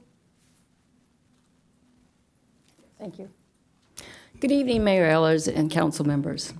I'm Nancy Hardwick, an Encinitas resident for more than 40 years and a volunteer with Moms Demand Action for Gun Sense in America. We have more than 11 million supporters nationwide, and we are affiliated with Everytown for Gun Safety. We advocate for responsible firearm ownership, common sense gun laws, and public education. I addressed this council last month about the proposed changes to the city's legislative policy priorities concerning gun violence prevention. We've been encouraged to see that the council has rethought the position that it originally took and is now committed to support legislation that prevents gun violence, improves gun safety, strengthens mental health care and awareness, and improves suicide prevention. Because of these commitments to gun safety, I'd like to propose a public education campaign spotlighting the city's safe storage ordinance, which passed in 2019. I spoke about this campaign at the recent city workshop and at the Public Health and Safety Commission yesterday. As you know, guns are the leading cause of death for children and teens. We've all heard the tragic stories of children who find a gun in their home and unintentionally kill or injure themselves or friends. The guns used in horrific school shootings are predictably unsecured weapons found in a parent's home.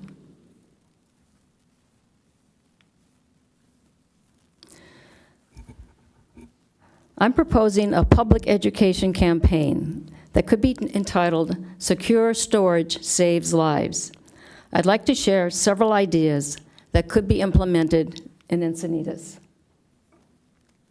Secure storage posters and small banners can be displayed at all Encinitas schools, placed in areas where parents and caregivers can see them. Colorful flyers and small beaded secure storage bracelets, popular with kids, should also be available at the schools for this program. This campaign can be kicked off with Secure Storage Week or Secure Storage Month. The same posters and handouts should be displayed in public areas, including City Hall, the libraries, and community centers. Perhaps the Chamber of Commerce and retailers would be interested in participating. The Secure Storage campaign should partner with the Sheriff's Office, which can hand out flyers and related items during public events, including the little beaded bracelets that say Secure Storage or something similar. I spoke briefly with Sheriff Watts about this recently.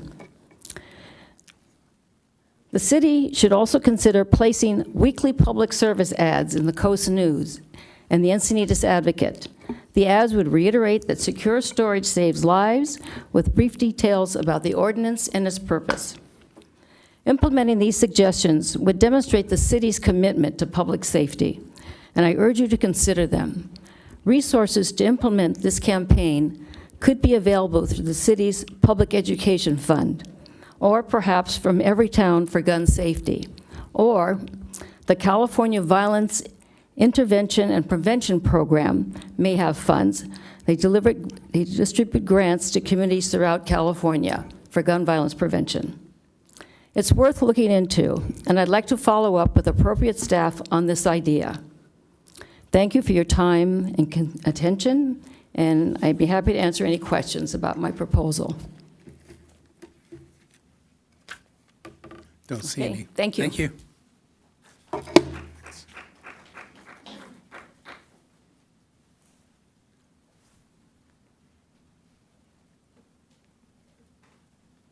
Hello, I'm Kara Chine. I also am here to thank you from the bottom of my heart for reconsidering removing gun violence as a safety priority from our priorities as a community. I think that was really the right thing to do, and you listened. You listened to your constituents.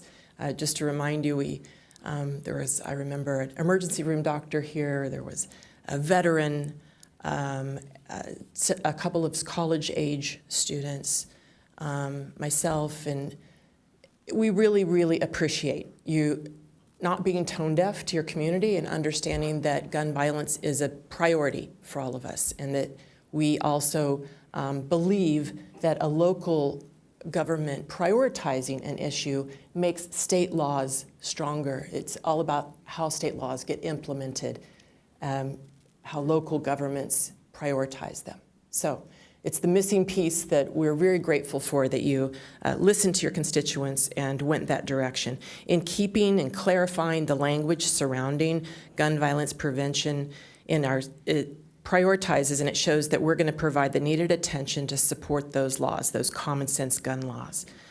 So I want to thank you again. In these priorities, you and we are voicing our common belief that the lives of our children and your constituents, they're worthy of prioritizing in this way. So I'm a teacher, I'm a mother, that's who I am first and foremost. I'm also an activist, but I know that that word makes some people bristle and makes some people cringe, like what's the big, campaign going to be now? But first and foremost, I'm a mother and a teacher, and I hope that you can see the red shirts that come as activists that are interested not so much in protests, but in educating and making common ground decisions together, finding that place that we all agree upon. I know we all agree gun violence is a horrible thing. I know we all agree that we want to prevent gun violence of any kind. So finding that common ground place, secure storage, and items like that we work from. No one's, I guess what I'm trying to say is I hope that you can see the red shirts or the activists that come here as people, citizens taking action, and citizens that are trying to educate other citizens on what we know will keep us safer. And I really appreciate you being open to that common ground that we can find together. Yeah, you really listened. Thank you.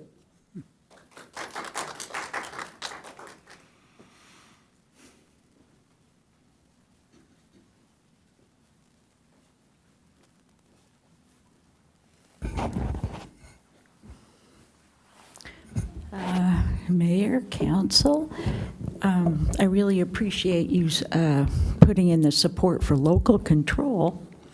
Also, thank you for opposing the mileage tax.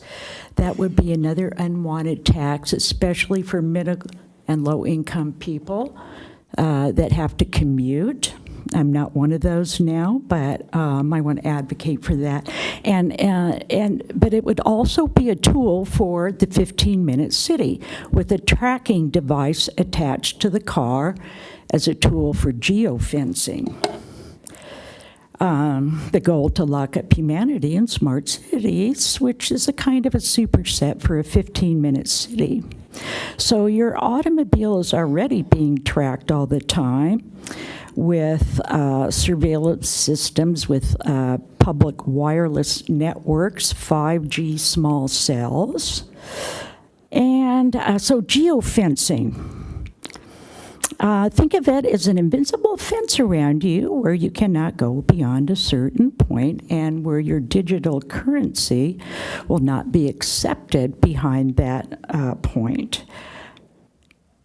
So, surveillance capitalists are already making millions of dollars selling our information to corporations to predict and influence our behavior. Worse, our children are being exploited. San Diego North Economic Development Council, research services. They have a service also for geofencing data. What is that? A customized report examining cell phone data and specific locations in North County to understand who is visiting your business and where they're coming from, and more. So, did you know you're already being tracked? So thank you for opposing the mileage tax. That does conclude speakers on this item. The following individuals registered support but chose not to speak: James Hardwick, Deanna Nino, and Therese Heimer. Okay, thank you. And with that, we will go to council deliberation with Deputy Mayor O'Hara first.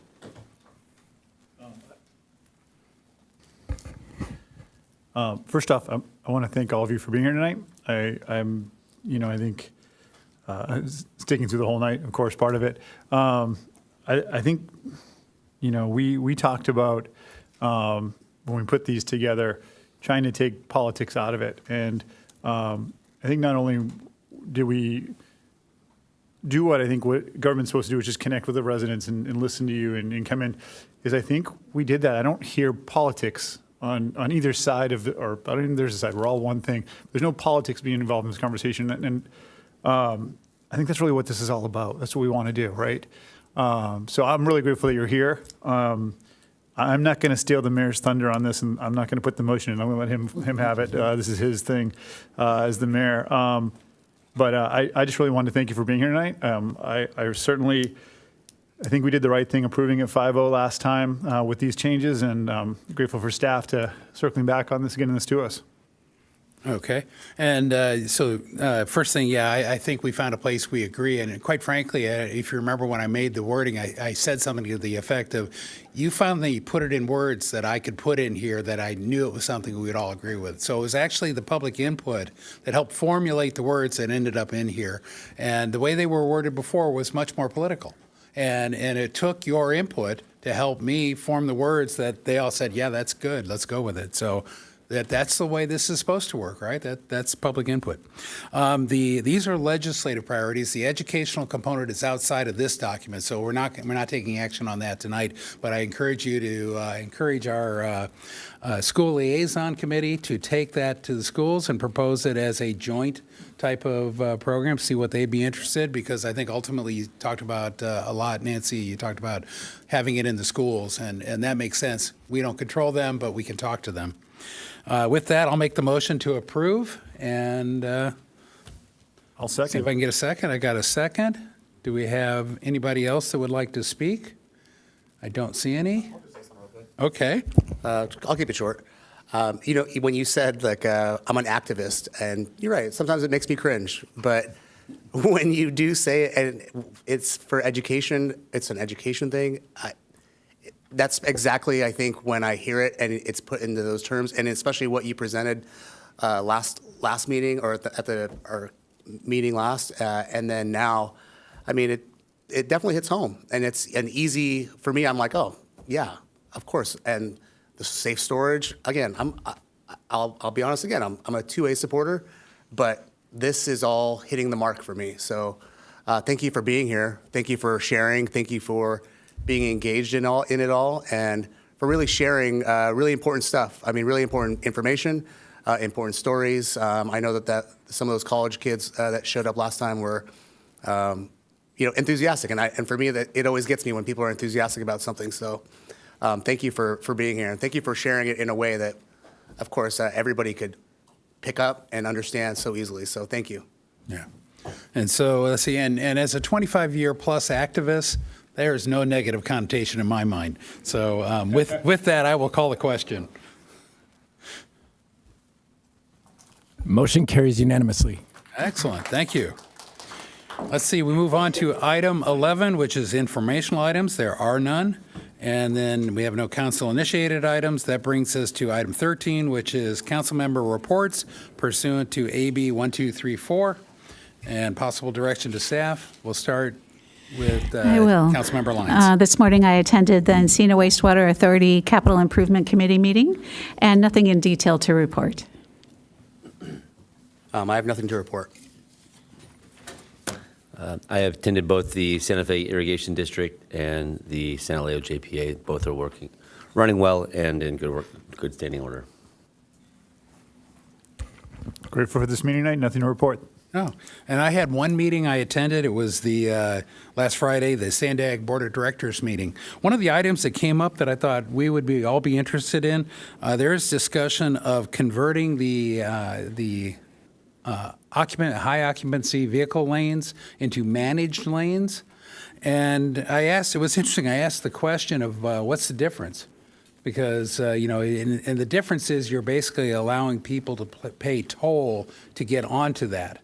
That's the only difference. And then there's excess revenue. And that excess revenue goes into Sandag. And I asked the little more existential question. I think I took it up one notch above where they were expecting. I said, are we really just enacting a toll? And is that really what we want to do? And so it was interesting because the consultant showed actually there wasn't a consultant, it was a group that runs managed lanes up in Orange County. And they showed data that before and after the 405 running through Orange County, how the speeds had picked up, that the time to travel dropped. But it dropped both in the regular lanes and in the managed lanes. So I asked the question, were there any other changes? Oh yeah, we added an extra high occupancy vehicle lane and we added like 2 more lanes on the regular. Okay, now I understand what's happening there. So what I'm going to hope to point everybody at is having much more data saying, does going from a non-managed to a managed lane, does that actually improve anything, or are we just enacting a tax? So it's an interesting discussion. Would we have a problem with advertisement because it's no longer the freeway? It's the Really, mostly freeway. Yeah, the vernacular changes. But I thought you might be interested, and if you have more questions, let me know, and I'll make sure we're represented at Sandag. With that, we'll turn to the city manager. Great. I do have a couple announcements for this evening. We did have Congressman Levin here with us for the Beach Sand Award, and I want to let folks know that we did receive additional funding from Congressman Levin for fiscal year 26. It's part of the community project funding, and we were awarded $1 million for the North Coast Highway Drainage Improvement Project. So that's great. So there's a grant. So that's wonderful. Park and Rec updates. Park and Rec and arts classes are available for preview on the city's website currently. They went out today, and we will begin registration for our camps and classes on March 2nd, so folks can get a preview, and then when March 2nd comes, they're ready to go ahead and register. Also, our community grant program applications are still available now through March 6th. Information is on the website, and that is the community grant program where Council approves funding for some of our nonprofit and civic groups to do events here in Encinitas. And then lastly, I want to give a great big shout out to the Public Works, Wastewater departments for all their help on the storms. They've done an amazing job the last couple days. They were out there doing not only storm prep, the days ahead of it, the storm operations. We had post-storm operations today. The rain wasn't too bad. A lot of our systems did well, but they were pumping. We had our water tender and our vac-on trucks out there drafting water in different areas. Our system did really well kind of last night and this morning. Trees were a problem as usual. On Monday, the first night, we did have help from the fire department to remove some of those trees. Anticipation of the winds from yesterday, we actually had WCA, which is our tree contractor. They were in the city all night because they've got all the equipment. So just a great job to all the folks and our crews for really keeping our city safe and protected. Also, too, we do have some rain coming in tomorrow. So it looks like we got some rain and high winds again. We still have sandbags available at the Public Works Yard if anyone needs those, and we will have our crews ready to go. But just a really big thank you to them because they worked on the holiday. And then a lot of them came in at like midnight and things. So they're doing a great job, and I just want to make sure that they know how much we appreciate them. And it was a pretty good storm. We got about a ½ inch in an hour. So, City Attorney. Thank you, Mayor. No reports. Okay. City Clerk. And with that, we are adjourned in record time, 8:55.